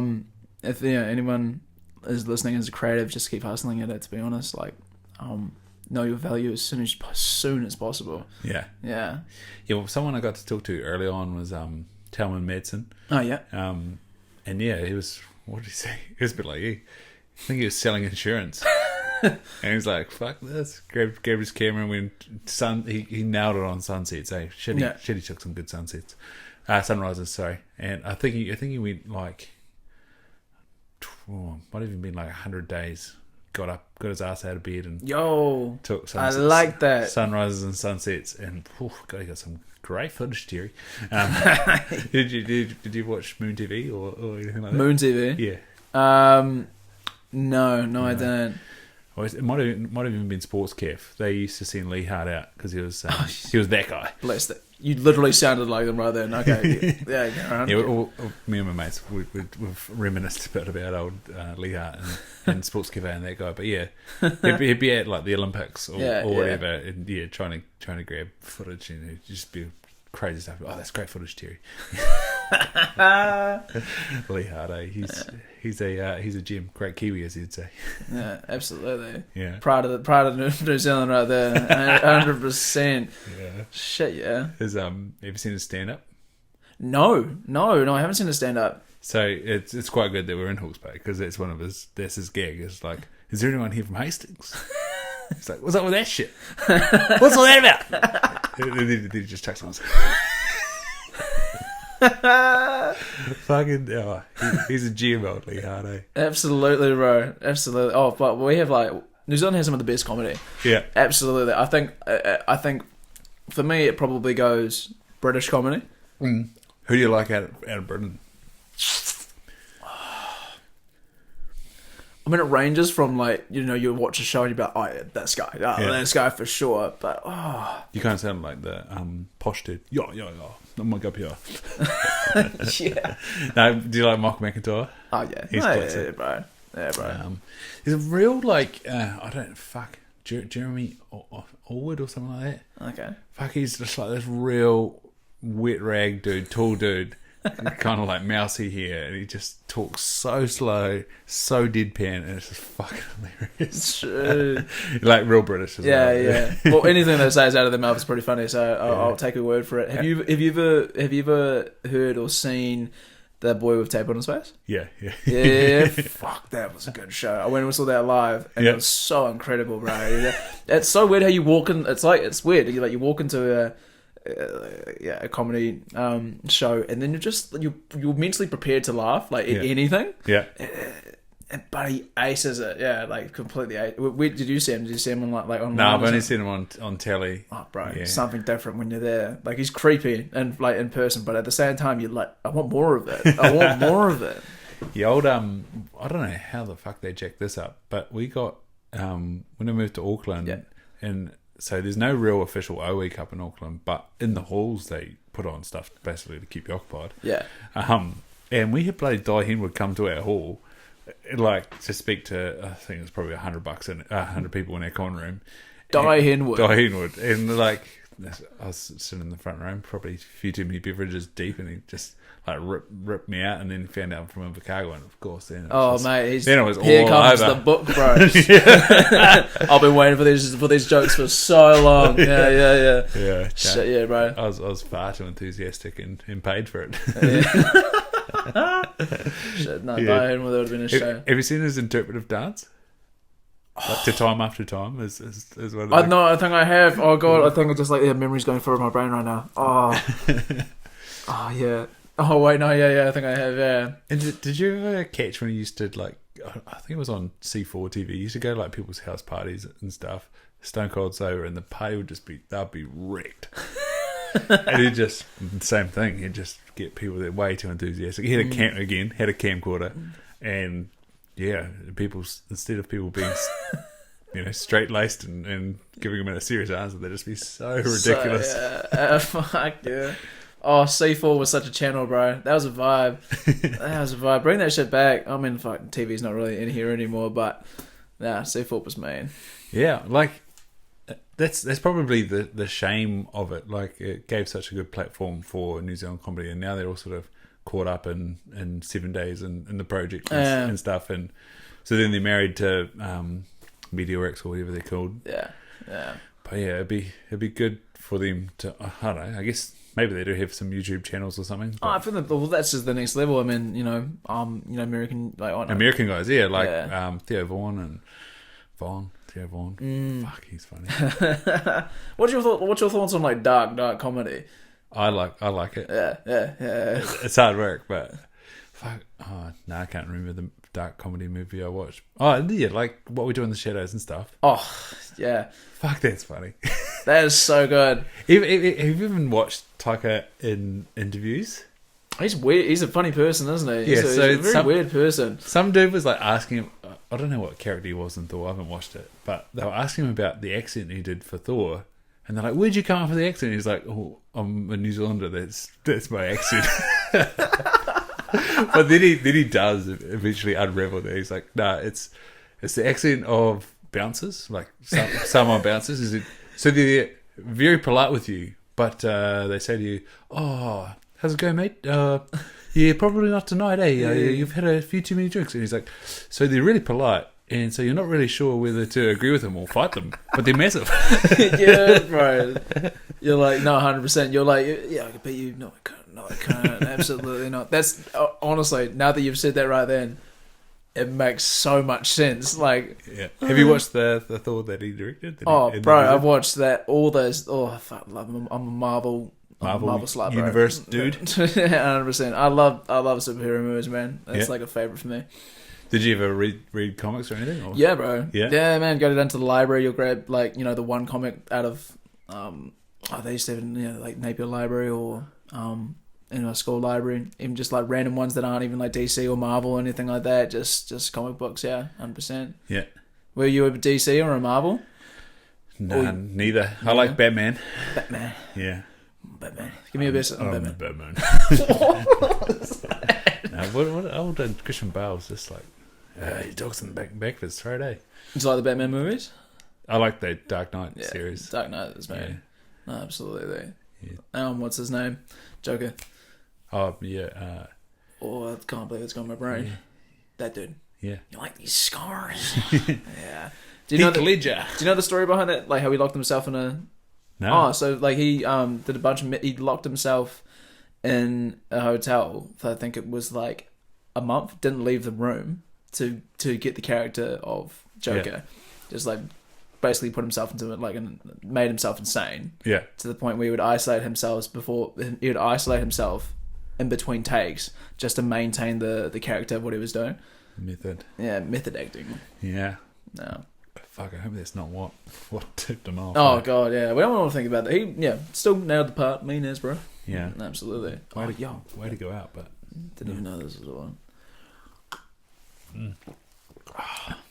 Woodboy, as I was talking about earlier. Yeah. Some high-quality H2O. I don't know. So, you're moving, right? You're moving? Where are you moving? Letting the people know. Yeah, working in Tokoroa. Yet to finalise accommodation. I've arranged movers, so... Oh, man. They're just looking for the place, bro. Yeah, they're picking up stuff on the 25th of June, but... Shit, that's coming up, bro. It is coming up. Couple weeks away. No accommodation yet? Yeah, no. Well, you go on the old trade me's and they're like, available now. And you're like, I don't want it now. I want it in maybe 2-3 weeks would be even better. But, so I applied for a place yesterday. How long are you thinking about staying there for? Oh, like this place, hopefully indefinite. But I had full intentions of staying in Hawke's Bay, but life happens, and so it does make sense. Do you have a plan that's further than that point? Yeah, so like you was asking about, do I want to have my own practice? Yes. So that I'd love to be part of that group. I worked for those guys for 2.5 years. Mm-hmm. Beautiful thing about Patterson Burn is their mission statement is improving people's lives. So, bro, yeah, that's coming together. When I originally worked for them, that was massive. So get on with the directors there and things like that. So, what's the cost of setting up your own practice?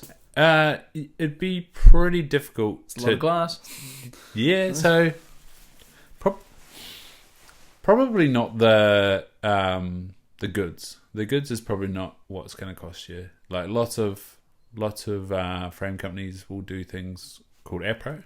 Oh yeah. Although it's better to own your stock. Yeah. And then the leads company is as you order. So you're paying an account each month.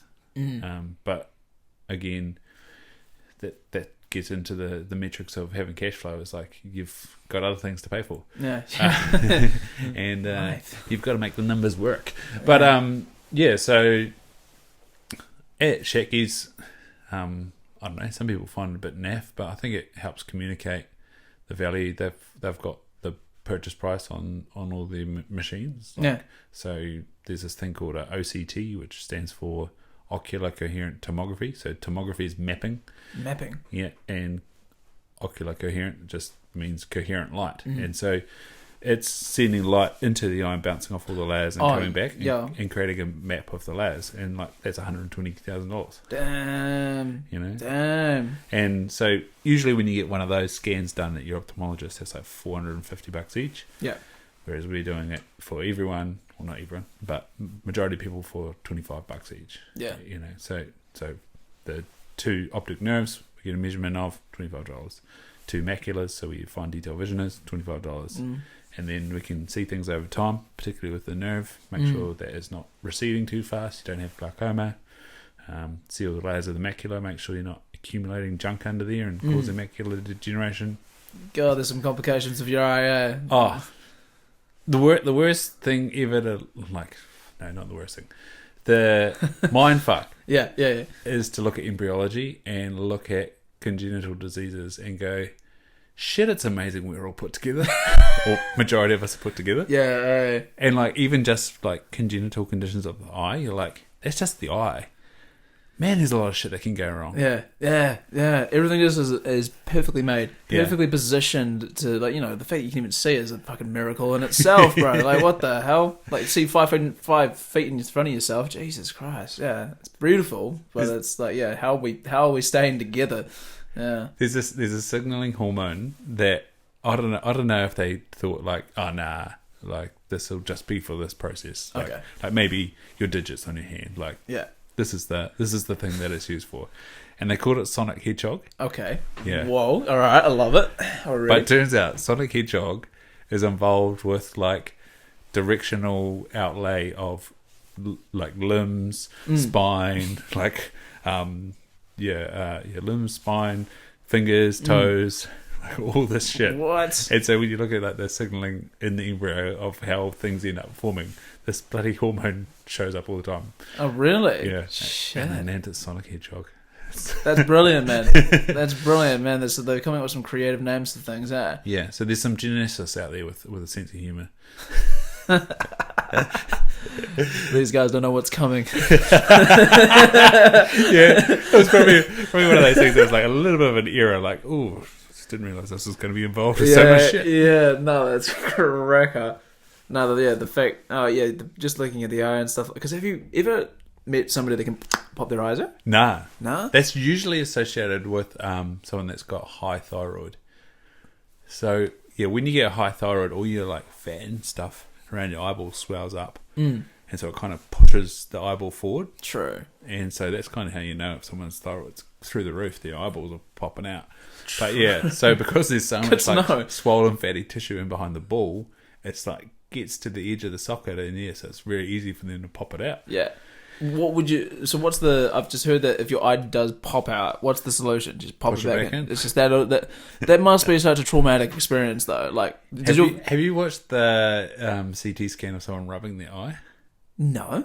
Oh, so the optic nerve is just like moving like a wave, and you're like, God, that's all nerve. That's not good to watch. That's not. And like the ball is just like squishing and squishing. You're like, well, I can see it. That's the thing. I don't like know. Don't rub your eyes, kids. Causes astigmatism. Oh, really? God. Oh, no, associated, related.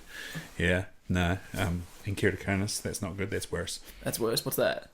So and I think it's got something to do with this whole allergic malaise or group, because people often have like real bad hay fever, eczema and asthma, and so I reckon something's going on with the collagen and allergy. Yeah, it's like one of those questions that I'd love to investigate, but don't have time. Don't have time. Did you have any allergies as a kid? Yeah, I had anything you were pubescent asthma, which was probably just allergies, and yeah, so I don't know if you noticed, but I've had my nose broken. Oh, bro. The last probably like 30 minutes, I was like, something's off kilter, but I don't know what it is. Yeah, so... Maybe it's my eyes. Yeah, it's astigmatism. True, fuck, how did that happen, bro? Social sport, don't do it. Yeah, this guy kneed me in the face. And then so I had like rhinitis real bad. And the ENT surgeon, he was like, they like stick cameras up there and do a CT of your head. You're like, that's not good for you.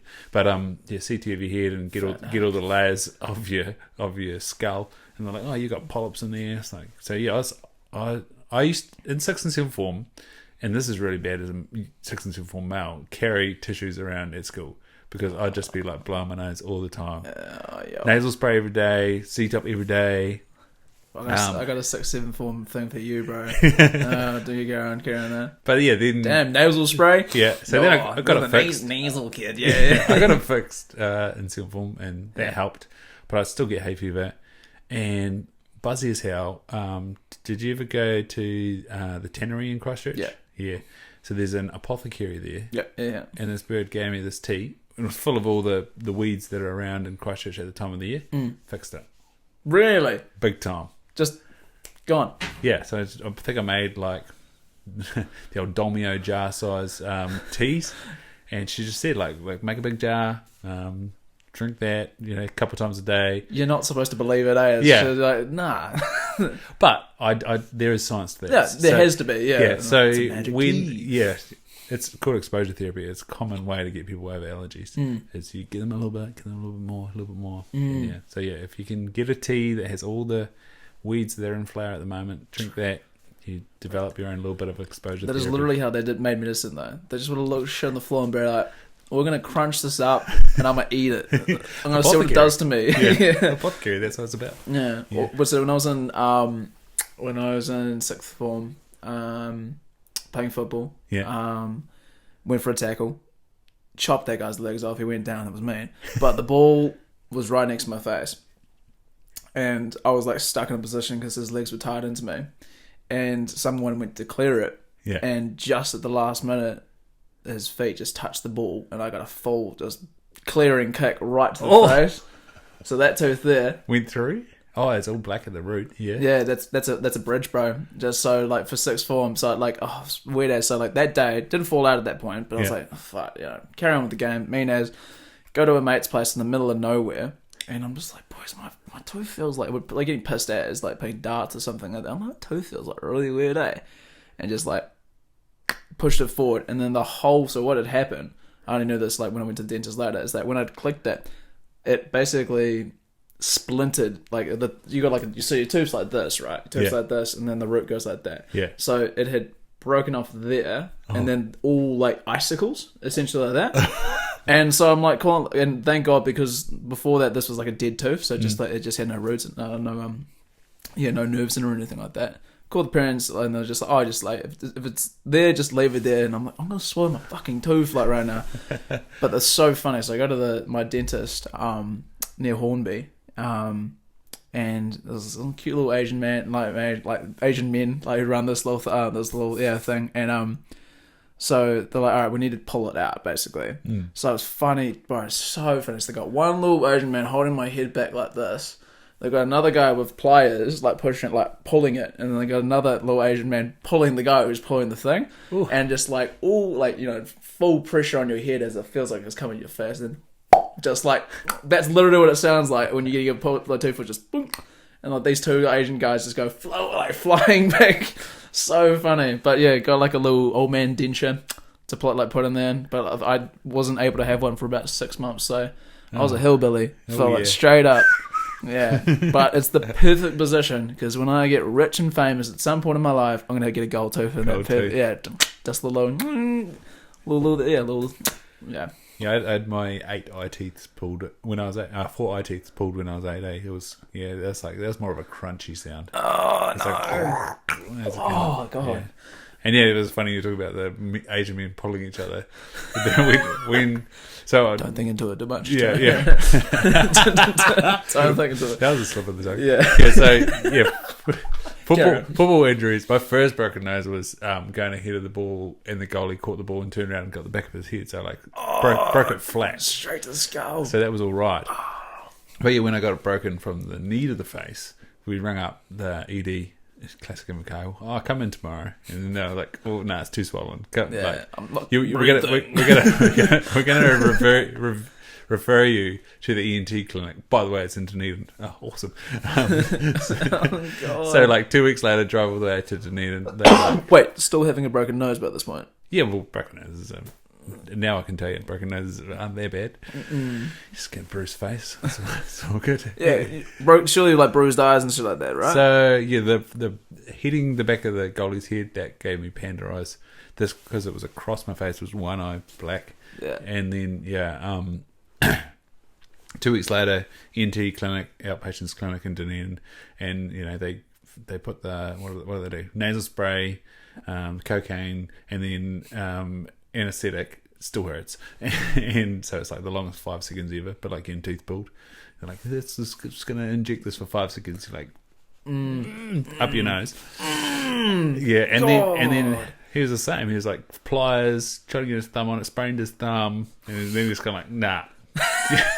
you need surgery, man. No, stuff that. Yeah. I remember I broke my arm in Wellington. I remember just being given anesthesia as a kid, I think I was going under. And I remember this distinctive thing is that they had this board, an X-ray board, right, of weird and funny breaks, or weird and funny, and some like people had just like, just like weird arm breaks in certain positions, or they had abnormal objects in them. And one of the ones that was so distinctive, it's the only one I can really remember, was somebody had a spoon in their stomach, just like a full on, like not like a teaspoon, like a big spoon just in their stomach, and it was floating. And I just remember passing it out. Like at that point, I was going onto the table, not going onto the table, but just going under. Interesting thing to have in theatre, eh? Like for that to be your last memory. Yeah. Yeah. Spoon. Weird feeling going under, eh? You want to like stop it, but you can't stop it. Yeah. I quite like it. It's a weird experience, but they reckon it takes you like 2 years to get over it, eh? Really? Well, like, I guess the like real thing to think about it is you're not there, but but your body has just like been through trauma, and so it's, true. And also, those are some for you to not be there. Those are some intense medications. Oh, absolutely. When you're thinking you're not supposed to be not conscious of your body, that's so true. I didn't even think about that. Yeah, especially when someone cuts you open. Somebody's fully slicing you open, eh? Or snapping your bones back into place. Yeah, so for my hip, they like dislocated my hip. Then they drilled holes in my hip bone. Oh god, yo, and cut pieces off the neck of my femur. Like, that's intense.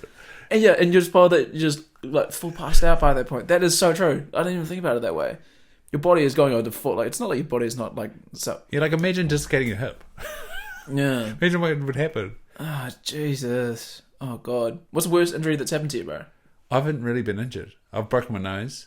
That's an injury, Jane. Don't. No, but it's not. I haven't been injured. Oh, sorry. No, my worst injury is a concussion. That was horrific. Yeah. Like couldn't stand up. Pass out? No. But I couldn't stand up, and I was like knew a lot about concussion. I was like, oh shit. Yeah. This ain't good. Yeah. And like the world had flipped 180. Yeah. Done a full 180. Olympian these days. I think X Factor's your way, bro. No. I'd made dinner the night before. Yeah. Couldn't remember that. Gone. Yeah. Physio comes over straight away. She's like, how you going? I was like, not good. And she's like, who'd we play last week? Can't tell you. What's the score? Don't know.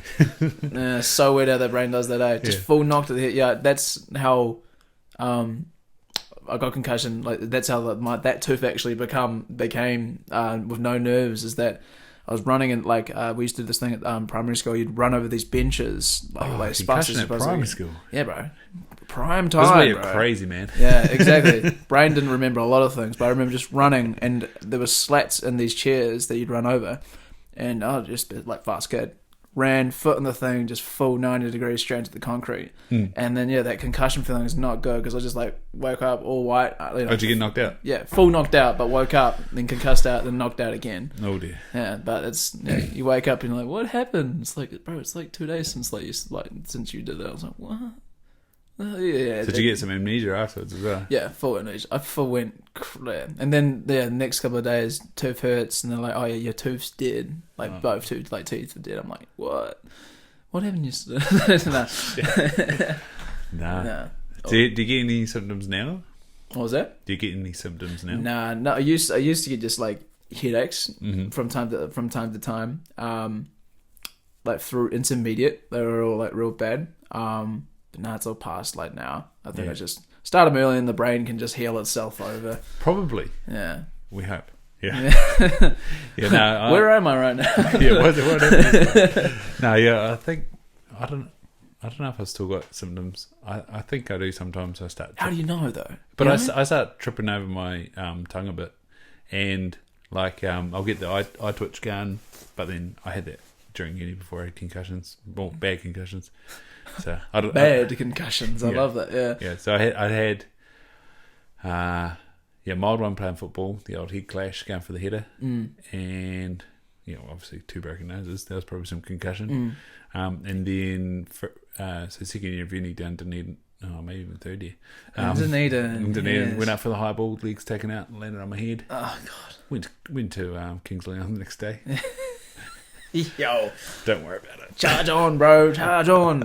Yeah. Actually, I think we drove to Christchurch, went out. Yeah, that wasn't good. And then the next day went to Kingsley on. That would have been sick. I thought it was sick. Lots of people complained. They're like, they didn't talk. I was like, they played so many songs. They talked in a different way. Yeah. Absolutely, yeah. And they're like, they just were like stone-faced playing their songs. Like, have you listened to Kingsley? Are we here at the same concert, guys? It's pretty stone-faced music. Like, pretty like buzzed out. True. Do you have a favorite band now these days? Band these days. Or artists? So I'm liking the fact that Kingsley and Strokes have made new albums. That's exciting.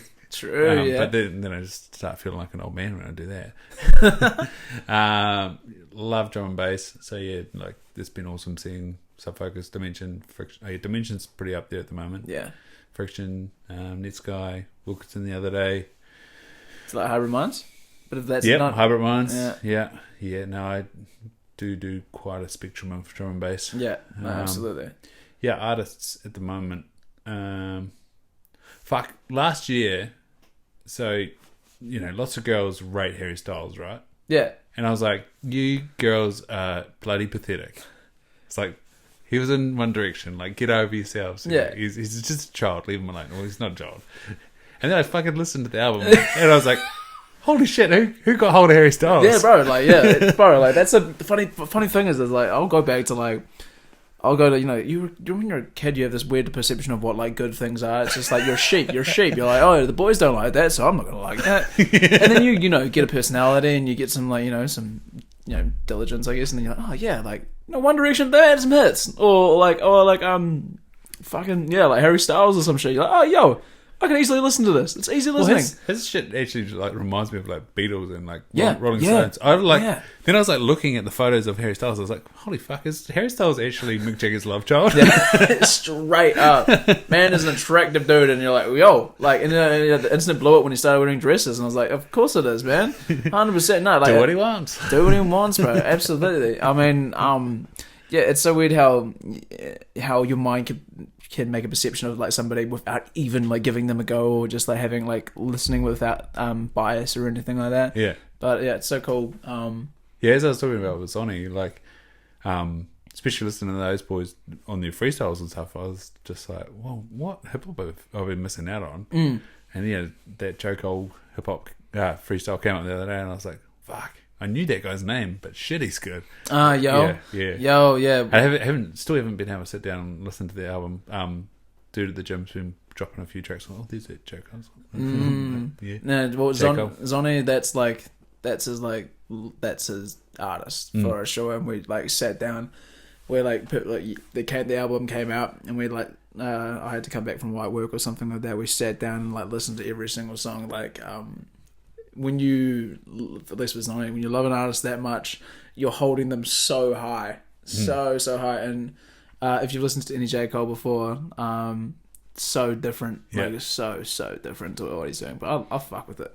I love it. I love even if it's like maybe not my type of like, even if I'm listening to music, and it's not my type of music, I can always fuck with the fact that it's just doing it anyway. But the thing about music that I was saying before, it's so visual for me. Mm-hmm.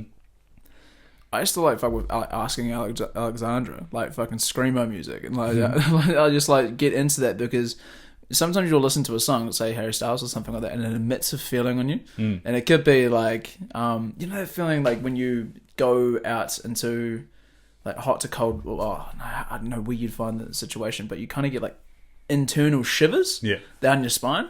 I can listen to a song, and if I like it enough, I can force my body to get that feeling, which is like inside shivers. And it's like, oh, yeah. Something that's been doing that for me lately is I saw a clip of Rage Against the Machine, and then also Pearl Jam, and so I was jamming some Pearl Jam the other day. I was like, fuck, these guys are good. Yeah, bro. Yeah. So that's what I was saying. There's only the Big Out that I got to go. The last Big Out was Pearl Jam and Mac Miller. It was sick, and then Major Lazer.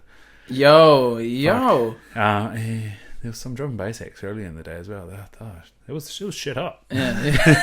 I love that actually. Yeah. Shit hot.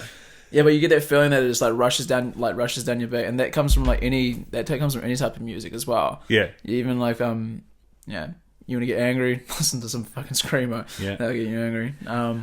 Like scream music, like the old double kicker right there, and that's what was cool about the sort of re-emergence of Metallica, is they adopted the double kicker bass drums, and I'm like, amazing, bro. Drumming's a thing, bro. Have you ever watched the movie Whiplash? No. That's what you need to tell the homies in there to watch, bro. Yeah. Stop scrolling. I swear to God, if we go back in there and there's still scrolling, Jay. But it's Whiplash. It's a film about a jazz drummer and a jazz band, and the guy who directed it really focuses, like, so I used to study like music in high school and stuff like that for about throughout the whole thing, so 5 years or so, and especially in jazz music, a huge thing is dynamics. So you going from like super quiet to super like loud in short bursts or long bursts, but just having that intensity in places. And it's a visual representation of jazz, like in my opinion, it's like a visual representation of jazz music. But there's a final scene of where I can't ruin it. I can't. Just bro. watch it. Honestly, like if you don't even like music or whatever, it's just a mean movie. It makes you feel like the actors in it are like absolutely crazy acting. Oh god, love movies. On the flip side, the last 2 nights I watched Austin Powers' Spy Who Shagged Me. Oh, that is like the ultimate flip, bro. Like oh yeah. I was talking to someone today. They're like, but it didn't age well. I was like, yeah, probably not. Yeah. It's like, it's still ridiculous and stupid and funny. Yeah, and it will have its place in history forever and forever. Oh, yeah, baby. Yeah. Shall we shag now or shag later? Yeah, bro. I mean, he's such an actor as well, and all of those Austin Powers like movies are sick as well. What was really creepy though? So as I said, I watched it over 2 nights, and I was sort of looking at Dr. Evil, being like, fuck, who does he remind me of? And then the second night, there was he's always sitting around the table and talking and stuff. And I was like, holy fuck, he is like what Donald Trump talks like. It is though. Yeah. Oh, yo. It's kind of, I had like $1 million. Yeah. Like the laser beam. China. Yeah, it was exactly like that. I was like, this is kind of scary. Yeah. That's one of those times where you like get like real Matrixy, you're like, or simulation-y. You're like, oh, did they like model Donald Trump off Dr. Evil? Like, have you seen the whole Simpsons thing, bro? Oh, like it's shit that on Simpsons so always that happens. Like, always happens, and like there's like one of them coming down the same like elevator and shit. Like it's stuff like that. And you're like, yeah, there's a glitch in the system right now. I'm jumping through universes at this point. Yeah, absolutely. God, no, Dr. Evil. Yeah, or Trump. Oh yeah. How are you about the whole? How did you feel about the whole Trump thing? What did you stand? He's a dick. Yeah, but it's also like, they voted him in, so that's a reflection of quite a lot of people. Yeah, that's what I hit people up. It's like, don't get, like, he's just like the majority. Yeah. He represents the majority. And it's a slim majority. Yeah. Like, even the last election, it was still toy. Like, that's scary. Yeah. And that's scary. But then, like, he says just enough things that there's enough people that agree with him, and like everyone's got different opinions. Like I don't agree with him, but he did do some good things and he does some fucking embarrassing things. And as a person, you're like, why would you say that? Yeah. Well, and like I said, he pretty much acts like Dr. Evil. Yeah. Like honestly, the world is a reality TV show sort of thing. Oh, but that's the thing, isn't it? Yeah. He came from reality TV. The Apprentice is now the president. Yeah. You're fired. Yeah, and one of the first things he did is he fired a bunch of snakes. Yeah. And yeah, I guess it's like some of the good things that he did, but yeah, it's so weird how like some people can get like too passionate about like hating someone. I don't fucking know what to do, but Yeah. it's just like that scares me the most. Yeah, that is a representation. Have you seen how they do the voting system in the US? Sort of. Watch that because it's fucked. It's so fucked. It's backwards, bro. It's real backwards in how they just split the states and how the states like get their value. Their value. Yeah. What the hell? Yeah. Like Utah is the most important thing. Utah, straight up. Would you ever go to America? Yeah. Yeah. I'm keen to go to America. So, one thing I want to do is there's a scholarship. So there's a really good conference that we go to called Snow Vision that's in Queenstown, and they do a scholarship to go to City University in New York for 6 weeks. Yo. So that would be what I'd love to do. Got a couple of mates that have done that. Well, gone to Queenstown or gone to New York? Gone to New York on a scholarship. So yeah, keen to go to do that as part of seeing New York. I'm not there like endeared by New York, but there's obviously heaps of iconic shit there. Yeah. So that. What part of the US would you want to see? So like, I'm keen to go. There's this weightlifting brand that I've talked to the guy Bert Soren from Sorenex. I'm keen to go to there. He's in South Carolina. I'm keen to go to like Louisiana. Down through Texas. Arizona, New Mexico. I'd be keen to try to get like an elk tag in New Mexico. That'd be mint. So Anthony Needle, who I've interviewed, he's been on a few. He's actually been on a few Wakachangi ads.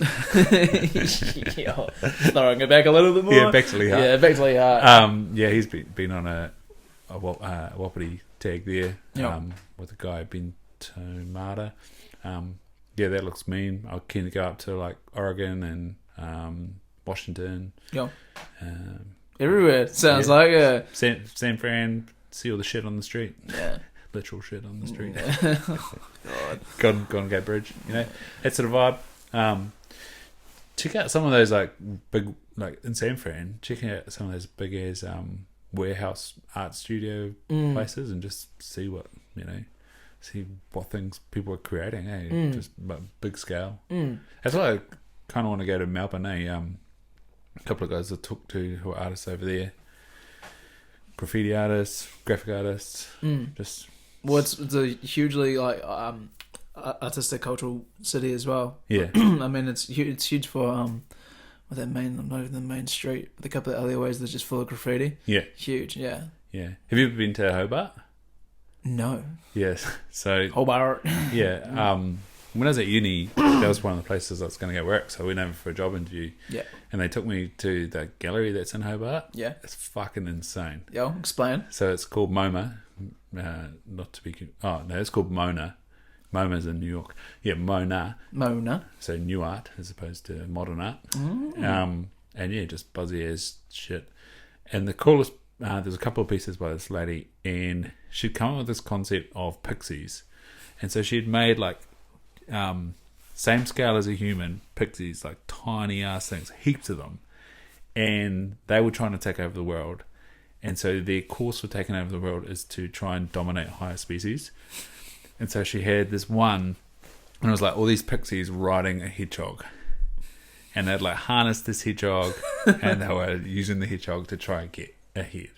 And then there was another one, so that was like in a small box. Yeah. And then on a full scale wall, wider than this room, there was like pixies on like birds, pixies on all these animals. So it was. She's got time. Yeah, so it was also like not only had she made these tiny pixies, but she'd also done taxidermy on these like roadkill animals, and made this and had this really buzzy ass concept and like was really integrated and like the birds were obviously suspended in like taxidermy and like mid flight and stuff. And yeah, the cool thing about Mona as well is you got headphones and an iPad, and it's geolocated, so you basically stand there, press the button, and gives you all the info. And that's dope. It was good. So yeah, the dude that owns it, he's allowed to go to the casino, I think once a year, and the racetrack maybe twice.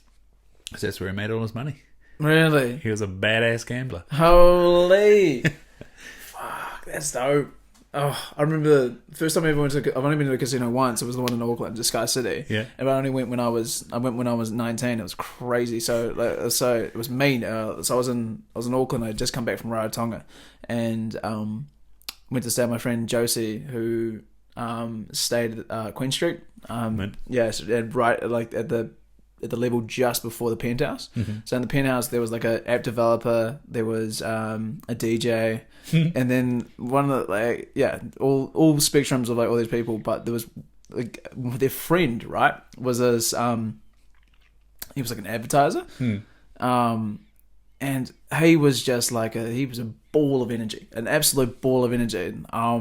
We got talking about marketing and just expanding on his business, and he's like worked for like Harcourts basically, and they sets up websites, and he's like, oh yeah, like it's like 4 a.m. in the morning or something like that, and he's like, oh, like I'm gonna go to the casino. Do you want to come with? And I was like, oh, yo, I'm like 19. Yeah, no. I was like, oh, I'm 19, bro. I was like, oh, can't get in. He's like, you can get in. Come on. And I'm like, no, probably not. And I was like looking at him, being like, nah, because he looked like probably 25, 26 or something like that. Yeah. It was a young dude, young buck sort of thing, and he kind of looked like he was spaced out essentially. But he's like, nah, come on, bro. I was like, oh, okay, I gotta go. Walks at like, we walk up to the casino. It's like 4, 5 a.m. in the morning. Sees the bouncer. Bouncer just has his biggest smile across his face. I'm like confused for a bit, and he's like, oh, yeah, this guy's with me. And I was like, yeah, chill, bro. Go for the next security guard. And he's like, yeah. They're like saying hi and like handshakes and stuff. I'm like, who the fuck is this guy? And he's like, all right, you give me like 2 seconds, Jay. I gotta renew my card. And he goes up to the desk and he pulls out a black card. Oh, jeez. So you know how much that is? Like $250,000. You have to spend at least $250,000 there. And I was like, what the fuck? And like he's like, oh yeah, we'll go get something to eat, bro. Spends like just like crackly ass, just like spins a couple of machines on the way of like walking and stuff like that. Just puts him crazy. And he turns out being this. I've never been able to find out where, like his like profile of his position. I'll have to figure it out some way. But he was a kid that in his local town, he used to just do really outlandish viral shit, like really outlandish to the point where he like threw a party on a beach with like 1,000 kids and stuff like that. And there's a photo. Like, he showed me this photo that was like a Stuff NZ of him at like 19 or 18, standing in front of these riot cops, just like trying to hold everyone back and stuff like that. But he's like, yeah, I just like cracked virality, and I was like, oh yeah, I'm gonna bring that. Somebody needs that, like, and he's like, all right, I'm going to advertising. And then he owned a business and started doing stuff like big, and he just literally like Wolf of Wall Street shit. He's like, oh yeah, just do like cocaine on my desk, like get a couple strippies, and from time to time, our workplace is an absolute mare, but we get shit done and we have fun while doing it. And I couldn't help but believe him, because all the like, I'm not supposed to be in there in the first place while we're having a burger at 6 a.m. in the morning. Yeah.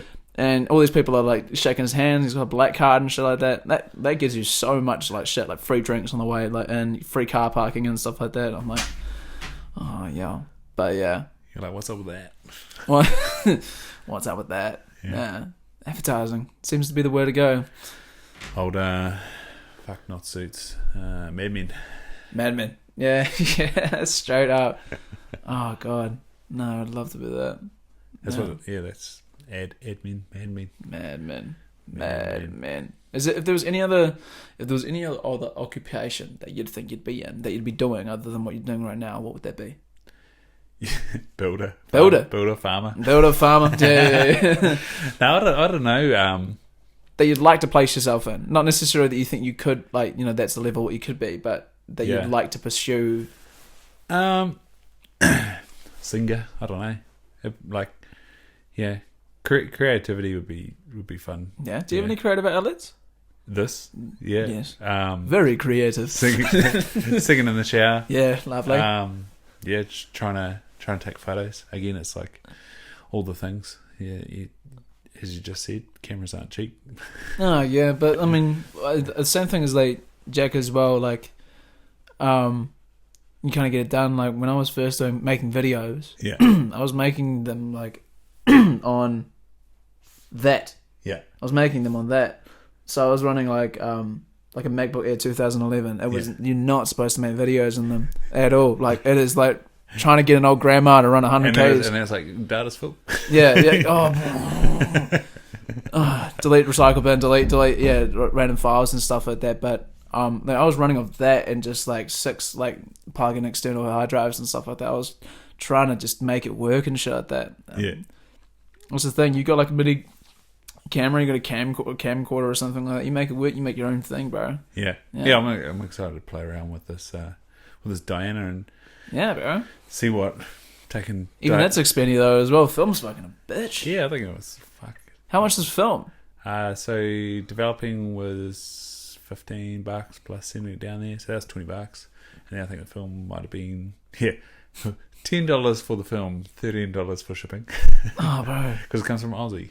I'm like, great. There must be a New Zealand person that has 120 film out there. Bro, you gotta go China. You gotta go China. Well, old mates down the road in Havelock, their website says they're open on Saturdays. So rock up there on Saturday morning. Dobson. Yeah, is that what that? The only camera store in Hawke's Bay is probably Dobson. Yeah, I'd say so. They're in Napier too, right? They are in Napier. Yeah, same dudes. And I rock up there Saturday morning, and it's like open on Saturday, 4 camera lessons by appointment. And I was like, oh, so you're not open Saturday? Really? Yeah. Oh god. And so that was when I was like, right, send that to Wellington. Sorry guys. And on their little lost my business. Not like that. But it's like work. No, on their little window it's like got 120 film, and I was like, I looked at your website, you didn't have 120 film. Yeah. Do they have it? I don't know. The photo on the window is just a generic Kodak image, so yeah, the website's pretty funny, bro. Yeah. That's something I might get into, building websites. Because that's some lucrative shit. But it's so funny in Hawke's Bay. Bro, it's so funny. You go and like install some people's like businesses, Instagrams and stuff like that, and you'd be like, yeah, bro, your wife runs that, and she takes like photos on Saturday and says there's a deal, 4 for 1 cocktails or some shit. But I think like Napier's a little bit behind in keeping. Yeah, that was always hard with work. Like I've basically used all the images. Yeah. And then it's kind of like, now what do we do? Yeah. Tim got some really good shit made by Media Mint. So they got 4 videos done. I was like, well, that doesn't fit into an Instagram. I haven't thought of it. Need 3 or 6. 3 or 6. Make 2 more videos. Please. Yeah. And it was funny because I chucked a couple, like when they were done, I like chucked them up like, every couple of days like you should. And then Tim's like, oh, can you hold on? We're going to put those out like monthly. And I was like, do you know how Instagram works? No, right. And then he chucked it up the same one I already put up. Didn't have the original cover image picked out properly. I was like, did you see the aesthetic I had? There's a process to this, bro. Yeah. So I don't know much about Instagram marketing, but I know what looks good. No, that's all just consistency, bro. Yeah. That's literally what it is. And it seems like even with this, bro, you've like keep yourself pretty consistent. Do you try to do it every week? Yeah, that's the plan. Yeah, it's planned every week. Yeah. So yeah, COVID was fucking good. Yeah. Because during them 4 I was getting 3 out. Yeah. It was Watch awesome. me. And then level 2 got 2, and then back to 1. Yeah. And you started doing during COVID. Oh, I had done it a little bit prior to COVID. Done some clips to put on the page. It was pretty messy, but now it's pretty uniform. Yeah, again, the aesthetic. And then talking with Jack, he's like, you should do a promo one before. And I was like, all right, eh? So then did the reels on my other page, and yeah, it was good. Where do you see the future of this? Fuck, just talking to people, talking to cool people. I don't know. Dream, bro. Yeah, like dream route. Like, where do you see it? There's Joe Rogan. There's like $30 million. Fucking 300. Oh, sorry. I'm missing a zero. Slipped my tongue. Yeah, man. Like shit. I mean, okay. So that sort of level. Yeah. Like, what does he call it? Fuck you, money. Like, fuck you, money.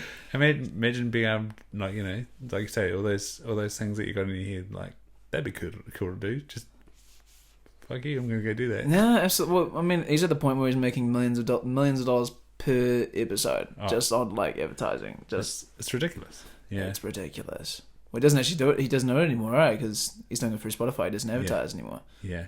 Although, I don't know if you've had it, but there's this real random old geezer from the UK comes up about 10 minutes in. He's like, "Hi, I'm Brennan, and I've got a podcast." You're like, "Who are you?" Oh, get the fuck away from me! No, I will not listen to your podcast. Oh no, yeah, because they do similar like ad breaks like in between like with other podcasts like on Spotify as well, just ad breaks, and they go, "Yeah, like you'll come to this podcast where we talk cars and." Yeah. Chicks and everything. But then, like on podcasts, like people do that to their own podcast, and I hate it. Yeah, like, I'm listening to you now. Yeah, Tim Ferriss just started doing it. I'm like, bro, you're loaded. What's up with the ad in the middle of your podcast? Yeah, I know it's a bit of a weird one. It's so interesting how because I feel like because like me and Zonny are trying to start a podcast, right? It's like everyone's trying to start one now these days, but like. I think like the way you guys work is the exact mindset of doing a podcast. Yeah. It's like, right, so setting aside this time, we're doing it, we're having the conversation, we're recording it, we're putting it out, doing the 10,000 hours of it, all those cliches are cliches for fucking reasons. Because they are, bro. People think it's funny, but it's like, it's true, straight up, listen to it. Yeah. Well, bloody Gary Vee.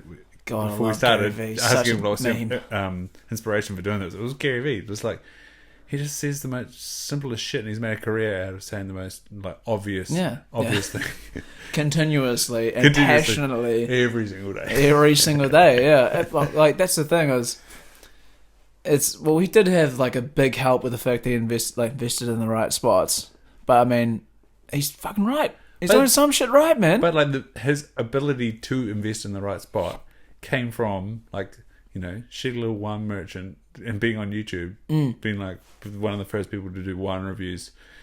No authority to do wine reviews except for the fact that hey, we own a wine shop that's been a family business for up to 10 years, and this is what I reckon. And what did he say? He used to drink like taste. No, he didn't even drink. That's the most amazing thing about Gary Vee. Like, would do a tasting of like 4 or 5 wines and like make a 20-minute video every week or something like that, and got his YouTube to a level where the business got to a level where it was like they became an online merchant, and so then he had cash, and then he was able to execute. Well, he just was able to pick up. He understood trends, and then was like, "All right, now to get ahead of it. Now to always continuously, forever and ever getting ahead of it." And now he leads trends. Like that was a bit like with podcasts and Anchor. It was like Anchor was just like this app for a while there, and then all of a sudden it's bought by Spotify, and you're like, "Buzzy ears." Musically, well, guess what? Now TikTok. Yeah, that's not. Yeah, that was so funny going back into TikTok, and it's like, "You have an account already?" I'm like, "Oh yeah, Musically." Gary Vee. True. Yeah, because my sister told me the same thing. Had a Musical.ly account, and then just like you already have it. I was like, oh, what are you doing? But yeah, it's just bought over. It's crazy. Yeah. No, I mean that's crazy. I'm still trying to comprehend like TikTok. I still am. I understand it kind of, but it's like it always comes to me. It's like, okay, how short of the attention span of the human can we give to them? Can we give them a second worth of content and will they love it? And it's eventually going to get to that point where I think it is. Like they're going to be like 1 second, you'll be like, it's always funny when it goes to the 60 seconds. You're like, whoa, this guy's talking a lot. Yeah, it's like you get stuck out. Like something's wrong. Something's wrong here. No, is it 60 seconds now? I thought like 30. Is it 60? There is a, or maybe it's 40 or something. There's like 2 options. There's a long and short. Yeah. And there's the odd person out there that maximizes them. Yeah, absolutely. Some dude in Hamilton that's currently talking about installing Wi-Fi cameras around your house for security. Yo. You delve a little bit in TikTok? Oh, I have. Thanks, Jack. Fucking hell. True. Yeah. No, yeah, addictive little thing, eh? You can find yourself... The amount of people that are like, should I get TikTok? I'm like, no. Don't do it. Don't. Yeah. Hours gone. I mean, I'd love to be able to take what I do and compartmentalize into something for like TikTok, but it's just so much brain power.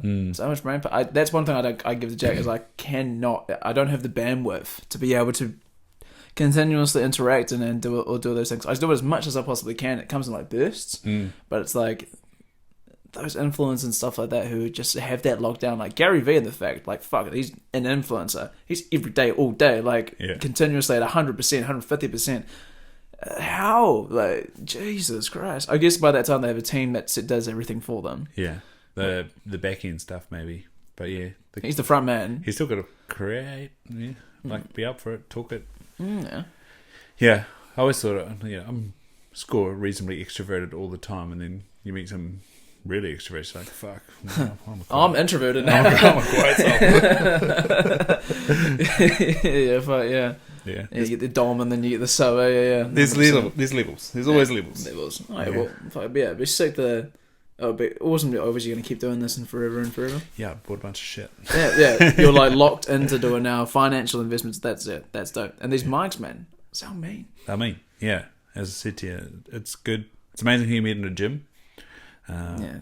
Always in the gym. That's just where you find the technology people. wholesalers. No, it's just having conversations with people, isn't it? Amazing who you meet. Yeah.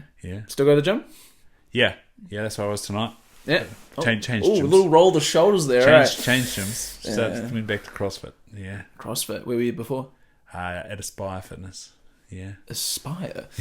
Okay. Yeah, so basically, so I was training for the ultra marathon and listening to old Ron Patrick and Joe Rogan, of course. Sauna, and you hear all the facts. And, is there a sauna in there? Yeah, so I rocked into City Fitness. I was like, "Do you guys have a sauna?" Nah. I think they said there was one in Napier, but I was talking to someone today, like, I don't think there's a sauna in the Napier. Said, nah. There we go. Nah. 2 people in one day say there's no sauna at City Fitness Napier. And then you down Flex. I was like, "You guys got a sauna?" "No, but we've got a protein bar." And I was like, "You want to charge me $20 for a protein shake?" True. And rocked into Aspire. I was like, "Do you guys have a sauna?" And they're like, "Yes." I was like, "I'd like to join your gym." I'd like to join it. Yeah. Thank you. So that was a good 6-month contract. Went there for 7 or 8 months. Yeah. Finished the run, and then I was just kind of training by myself. Yeah. And I was like, started doing squat program and stuff, and I was like, oh. How's the run? A run hurt. The run Nothing else. It was good. Nah, it was painful. It was beautiful. Yeah. And amazing to accomplish. Yeah. Like a rebirth of a man, though. Like, I cried. It was sore. Shit, bro. It was like, I wrote about it. No, I haven't written about the actual race. But shit.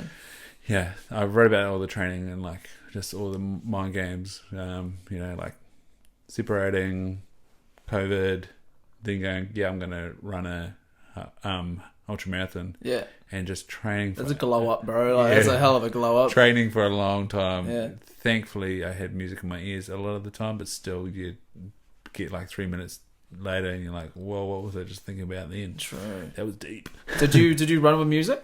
Yeah. You did? In the race? Yeah, in the race. Nah. True. Not until probably 7Ks out. Yeah. What did you need? What was getting you going? So I needed it.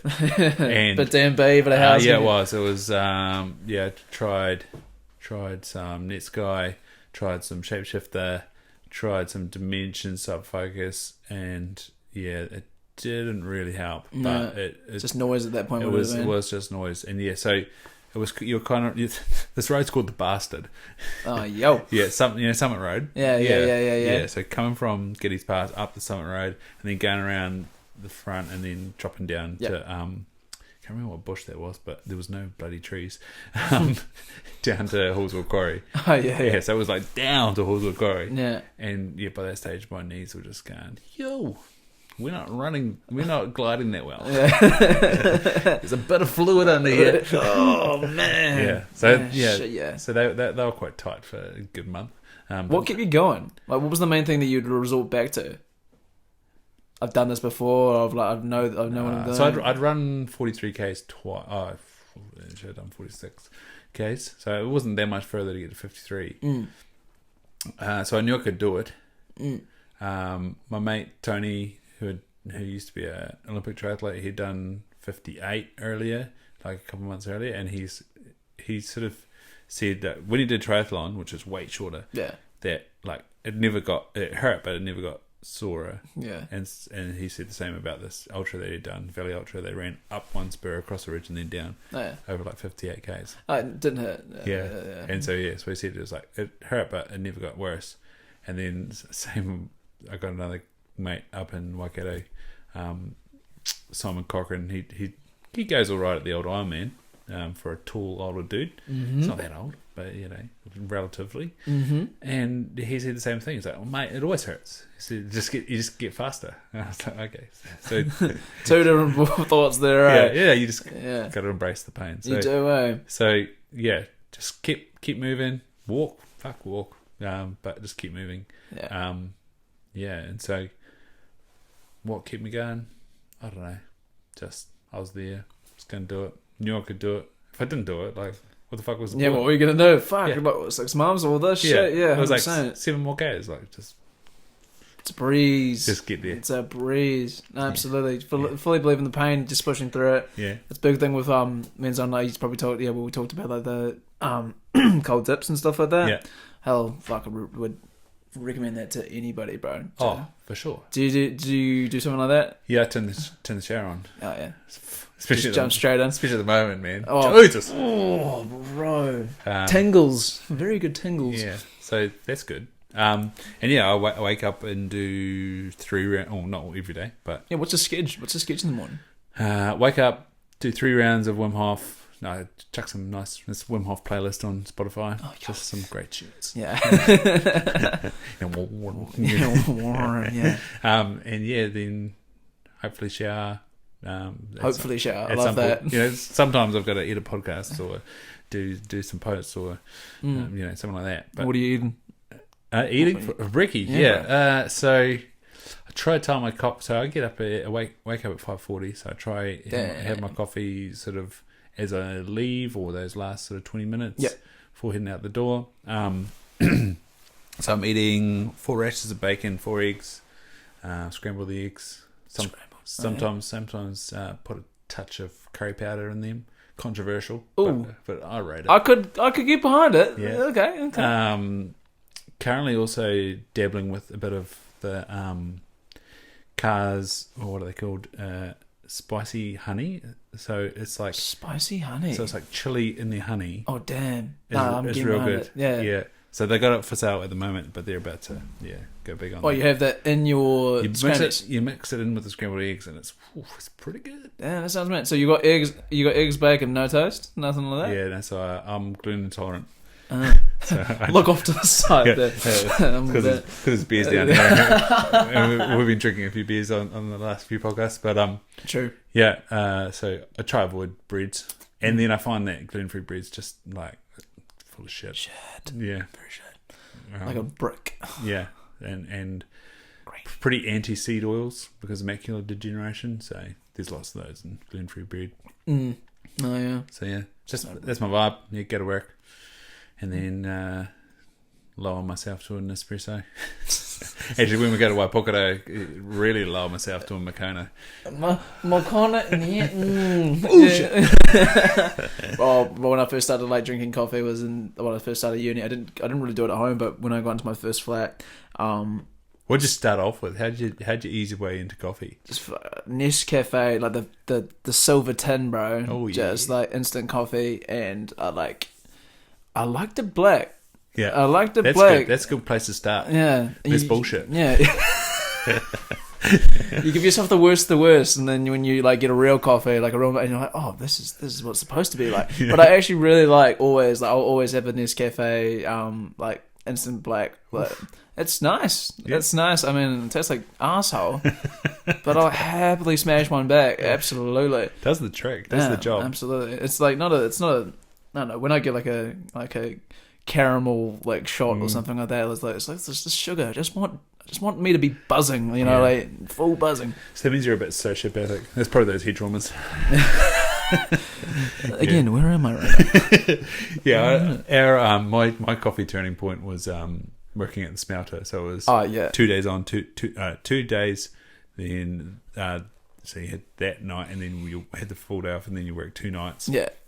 And so those 2 nights, it was it was a dispenser.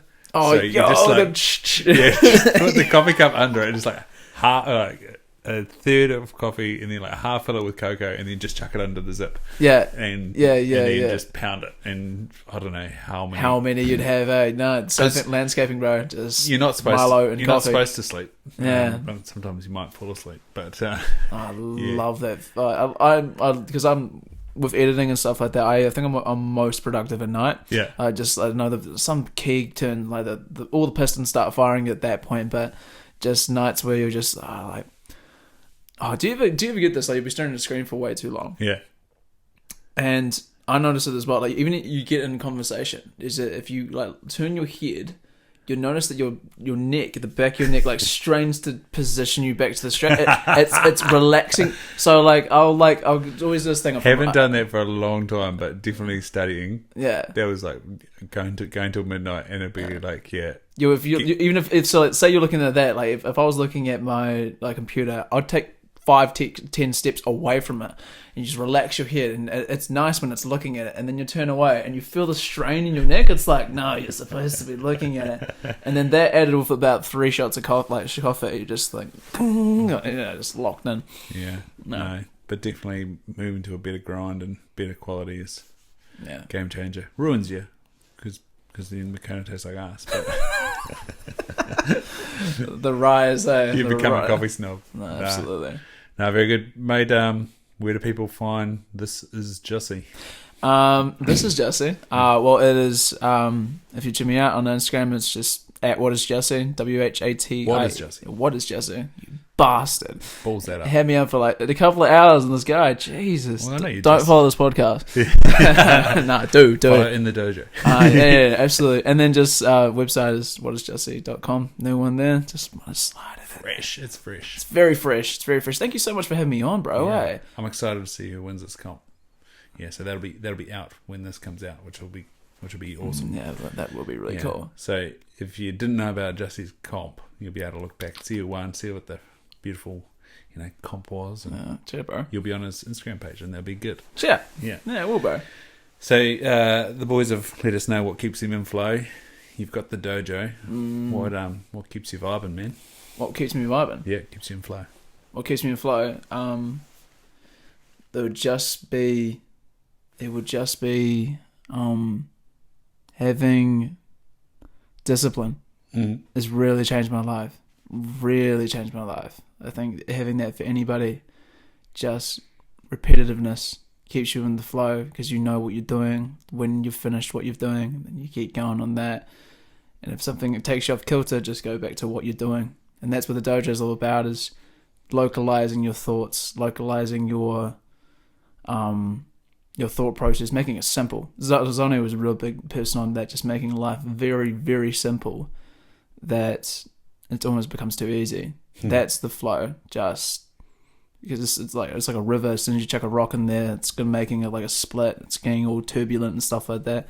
Easy stream, easy path. Just have your day like that, and then your week will be mean, and then your year will be mean.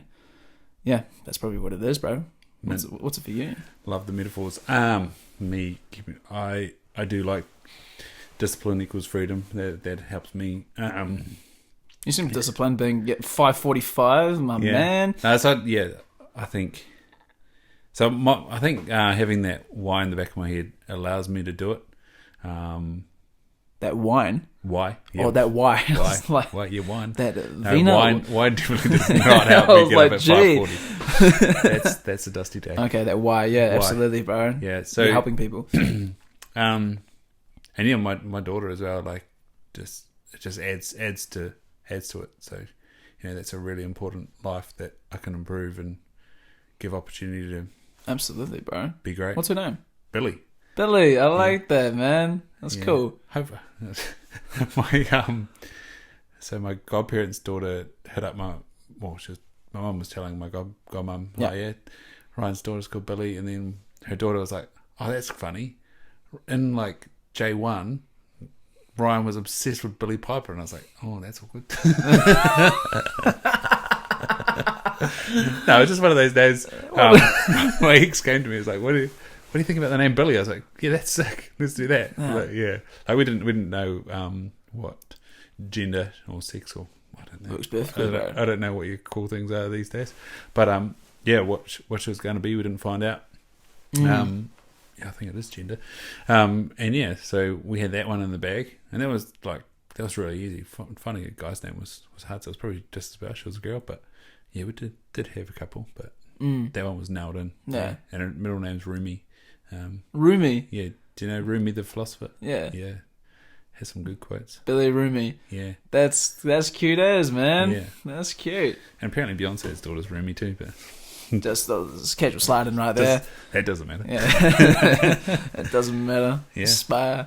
But when my name was chosen, my parents just had me, didn't know what to call me, and then the nurse just walked in and was like, "What do you call him, Justin?" Yeah. And they're like, "Oh yeah." So there's a lot of thought and process that was going into my name, and I felt special. Mint. Yeah, absolutely. No. Do you have a middle name? Lionel. Lionel, after my granddad. Granddad. My granddad. Yeah, I've managed to nab the old man's What's name. your man? John. John. Standard. He's got one of the most Irish names ever. John Patrick O'Connor. Patrick O'Connor. Yeah, I love that. Yeah, very Irish, isn't it? It's good. It's good. Oh yeah. Yeah. So yeah, your family go back on to the Irish. Mostly, yeah. Oh, yeah, true. It's good. Could you get a passport? No. Bugger. Yeah, do you ever been having raro? Do you have a British passport too? British? Yeah. No. Oh. No, just New Zealand. Just New Zealand. Just New Zealand. New Zealand and Raro are very close, both in government and economy and stuff like that. I just say get a residency, so a little stamp in there, and I get to stay in there for as long as I can. It's mean, bro. Do you have landed in Raro? Yeah. Family land, bro. It's real interesting how they set it up over there as well. Yeah. So it's all the land in Rarotonga is owned by people. Yeah. It's not owned by banks or anything like that. Yeah. It's owned by the people, and it's very weird. So have you ever been to Raro before? Yeah, a couple of times. So have you ever walked by, drove by, whatever, you'll see like houses that have foundations. Yeah. But they've got nothing else. Yeah. Yeah. So basically what happens is that people will go to the family and be like, look, I want this piece of land. They'll be like, okay, sweet, what do you want to put on it? I want to put a house for my family, yada, yada, yada. So what they'll do is they'll go to the bank, get a loan. And there's this weird law over there where you can get a loan for a house, that amount of money, but all you need to do is put down foundations and then you get like that amount. So you'll just see you'll see heaps of places, it's just foundations, like concrete piles and stuff like that, and then they'll get this, and then either they waste the money or they don't have enough cash flow to be able to keep going. And then what happens is that this is where it gets fucked. So the land goes to banks for 100 years, and the bank can do whatever they want with that. And a bunch of the resorts that are there are owned by overseas companies and stuff like that, and it's leased out for 100 years, which is enough time for them to build, like a 5-star resort, make a killing off it, and then just like sell it off, or it goes back to the family, but they can just take all the property back off it once they're done. Yeah. Have you heard about the Italian mob? You ever seen that one over there? Yeah. I stayed not too far from there. Yeah, true. It was good. Yeah, I stayed like just on halfway. Yeah, yo. On a little shack on the beach. Do you remember what it was called? Or where you were staying? No. It was the lady was like Mama somebody. She was good. So we just had everyone's mama there, bro. Yeah, I know. I was like, that's probably standard issue. Yeah. But yeah, it was like 3 days there and 3 days a little bit closer to Moody. Moody's nice, bro. Yeah. So good friend of mine, when he did get married, his ex-wife is Rarotongan as well. So we had the wedding in Moody. It was nice. Went for the weekend. Nice. That was during uni. So yeah, during uni. Yeah. Safe. So I think I left on the Friday. Got back at like midnight on the Sunday night into uni in the morning. Classic. Did your bro get married in uni while he was in uni?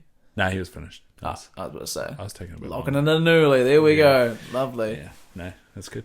Oh, yeah. No, yeah, beautiful place, bro. Would recommend it to anybody to go chill out. I'd go back for sure. Yeah, chill out. People on a let's call it just island time. It's literally that's. I did walk the needle. I thought that was a bit excessive for Rarotonga. Bro, you need to chill the G. Right, just can't help. I get you do you know what pissed me off about Rarotonga? What was that? Like, it's really hard to find raw fish. Oh, really? Oh, that's what I found. Oh my. Maybe if you're not in a resort. Yeah. Yeah. Oh, were you in a resort? No, we were in. Oh, you got we were a in shack. Yeah. shacks. Nah, yeah, if you can go to restaurants and stuff like that, but I would recommend if you ever try it again, is that you get because when I was in Raro, basically I used to run. When I went to Raro, needed a break from Christchurch. Yeah. God, that'd be a story I had to tell you. But basically got ran out of my flight by a guy with a knife. Oh, yeah.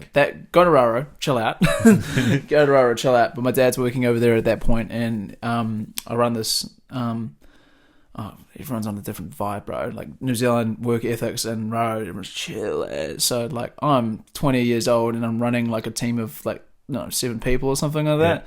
That are like 10, 20 years older than me, which was mean, but you get call for lunch and stuff like that. So what they do, funny is like, so I'm supposed to maintain New Zealand safety standards. Oh gosh. So like, I'm like, oh yeah, smoko boys, and they get up in the tractor. One guy gets up in the bucket, takes them like 10 meters up in the air or something like that. Grab some coconuts, mayonnaise, sweet, bring him back down, and just chilling. And like our team was like all chill, but if like the fucking supervisor came on, kicked my ass. Anyhow, best thing, dried flying fish, right? So it's got really thin bones, so you get sun dried flying fish for about 3 weeks, just salted, and then just fresh coconut. So you've got this like super salty like fish. The only thing that's cooking it is like the sun, and then coconut is just God, man. Do you know like Pecoraro? Yeah. Yeah. It only occurred to me while I was there that it was from Raro. For real? Yeah, bro. So the oranges over there. This is a buzz. If you ever go again, go do this. So it was funny that our base for where I was working with, which was McConnell Dow, was in the old Raro factory. Yeah. So they used to just dehydrate oranges and then make it in the powder and send it to New Zealand. Far out. It only occurred to me. I was like, Raro. Like, yeah, silly thing there. Anyhow, the oranges over there, they're actually like green. Yeah. And they're so reactive. You put them in your like mouth, just the skin makes your like lips burn like insanely. Like it's not good. Like you put it on there, it's like fuck. It's like if someone burns your tongue sort of shit. And what you do is, how the boys prepare it, or how we used to prepare it, you just shave off the top so you see the orange, and then you just shave off like the green skin, so you left with that white stuff. Yeah. And these oranges are like 90% water. Yeah. So you like chop off the top, and then you grab it, squeeze it all in, and literally all of it disappears. It just becomes the skin. And it tastes exactly like orange Raro. And it's crazy, G. It's honestly better than Just Juice or anything like that. Just It's a controversial topic. We've had a guy that what does he do? He's the asset assessor for Doc, and he goes around and looks at all the huts. Yeah. And one of his favourite things to do is make hot Raro. Wait, what? So hot Raro? Yeah. And so I've tried it. I've tried it though. I'm pretty sure I've tried like not hot Raro, but sort of similar sort of thing. Yeah. So it's like, it's actually a good vibe. Yeah. Like, he's in the hut, gets some hot, put some billy on. Yeah. chucks a sachet in a container and warm Raro. It's hearty. I like it. It's controversial, but I mean, things that are nice are often quite controversial. So Yeah. But it's like, orange off the tree in the middle of summer. Or no, it's not in the middle of summer, is it? It's the end of summer. Hot in the summer day. Yeah. And it's warm. Do you have a weird food or like a weird drink or a weird thing that isn't what usually people have, but you're sardines? I eat sardines. Oh come on, that's not weird enough, bro. Nah, that's not weird enough. Bulletproof coffee is not weird anymore either. Something that's really odd that you just know that you do differently. For me, maybe I eat like heaps of raw pasta. Like I'll smash back spaghetti. I used to do that when I was little. Yeah. Weird shit. Oh, because I don't eat bread, I just grab the old teaspoon and spoon out the pig's peanut butter. That's not weird, is it? That's not weird. Damn. That's not weird enough, bro. Nah, don't have that many weird things. Yeah. I'm pretty standard. Like, I'll just, as I said, bacon and eggs for breakfast, leftovers for lunch, and just hearty meals for dinner. Hearty meals. And I make heaps of it because I cook from the south. Yeah, the tear runs down my foot. No. Oh, did you cook for yourself? Yeah. Oh, these guys here cook for themselves? Yeah, well, I eat way more than them. Oh, yeah. Oh, yeah. Gym as well, man. I've got to get my protein. Well, it's okay. All right. So would you say you're a pretty good cook? I can be, but I can be. yeah, when you're cooking bulk, no, yeah. I put a lot of effort into my mince. Yeah, yeah. So do the old Okay, if you were cooking the best type of mint, like best mince, what's your process? Okay, so it's inspired by Eleanor Ozich. She's had some good recipes. Ideally, it'd be venison mince or lamb mince, but I just usually use beef mince. Yeah, because it's cheap, bulk standard, cheap and affordable, and you can get it in like kg wrapping plastic. Yeah, gosh, don't get me started. Yeah. But it serves a purpose. So you make sure that you cook the onions on about level 6 of 10, Okay. And, just above medium. Yeah, in butter, garlic as well. Then get rosemary, oregano, mint, controversial secret ingredient, not a secret, and thyme. Yeah, chili flakes are a good addition as well. Take it or leave those. Salt and pepper, of course, and get the onions nice and soft, nearly browned. Then you get the mince. Again, most minces have some liquid in there, so you cook those down, brown the mince. Often, so the best recipe, you chuck in a bit of red wine and let that reduce down. Ooh. And then you can also be real blazing and put a bit of good stock in there. Okay. I like to make my own stock, so that's high gelatin. Yeah. Content. And then, once you've done the mince, you've turned it up to high. Before you put the mince in, you've turned it up to high. Yeah, burn the shit out of it. Yeah. Get that water out of there, man. Get it out of there. Nothing's worse than grey mince, you know. Get the alcohol out of there. Yeah. And then, it's tomato paste, chopped tomatoes, and Worcester sauce, more salt and pepper. And let it let it reduce down. And again, the ideal way of doing this is orange kumara mashed with butter, cream, and Parmesan cheese, and then served. You can put basil in with the herbs as well, and then serve bit of kumara, bunch of mince, and then Parmesan, parsley or basil on top. Damn. Hearty, cracked pepper, maybe a drizzle of olive oil. Oh, just spice it up there a little bit more. Just keep it on. Yeah. Accompanied with the red wine. Damn, somebody should wife you, bro. What the fuck? That's some meals, bro. They did, but no, not quite wife. Maybe there's a problem. Yeah. Switch roles, man. Switch roles. Yeah. What's your how would you do a mince? Oh, similar thing, bro. I just think the main thing is cook the shit out of that water, bro. Don't let that sit in. I hate seeing grey mince. Grey mince, bro. You don't want to boil your mince. Yeah. Oh, gee, yeah. Just, chuck it on a high. Get that shit brown. Here's another good one. Yes, please. Ideally gurnard, but any white fish will do. It doesn't do. Gurnard's where you want to go. Okay. This is so fast too. So you grab a massive amount of butter and you cook it in a saucepan until it's getting nearly brown. Yep. And then you whack in again oregano leaves and macadamia nuts. Oh, and take it off the heat, or maybe leave it on the heat for a little bit, and it'll go kind of bubbly. Yeah. And then, so basically, the moment you do the macadamia oregano, then you've got the hot pan, butter, each side with the gurnard, serve it up. And have you ever done burnt Brussels sprouts? Yes, I have. And that accompanies it real good. Yo. And not enough people cook fish. And it's so fast. Yeah. Not enough people cook fish. Oh, yeah, bro. Like, we used to do smoked trout all the time, heading to Taupo and stuff like that. Just crispy skin and shit like that. Wood chips, salt and pepper. Just smash that back. White Paitaki as well. You been to White Paitaki? No. What? Yeah, no. It's that Wilkinson weekend, man, was the first weekend I've had. I've been in the first weekend I've had in Havelock this whole year. What? Yeah. What? And then last year... You need to get out more, bro. I was out. More. I was in either Te Kaupara or the mountains. And then last year I was either in Te Kaupara or running. Yeah. So... Yeah, bro. And then it was COVID. And then it was COVID. Yeah, true. But I mean... Where's Waipatiki? Waipatiki is just if you head towards Napier. Do that road. So you turn left to go, that's Topor, or you go straight, keep going along the beach, that's the bridge, keep going down there, turn right, it's just literally along the coast, probably like 30 minutes from Napier. And it's, oh bro, that's beautiful. It's just one of those beaches that's like, I haven't lived. Bro, you have not lived until you've been in Waipaiki. Yeah. Is that the same, is that on the way to Balrock? Not sure. Not sure. I need to go there before I go as well. So I got a lot of places. Running short on time, dude. You know the fuck. Starting to burst. That's true.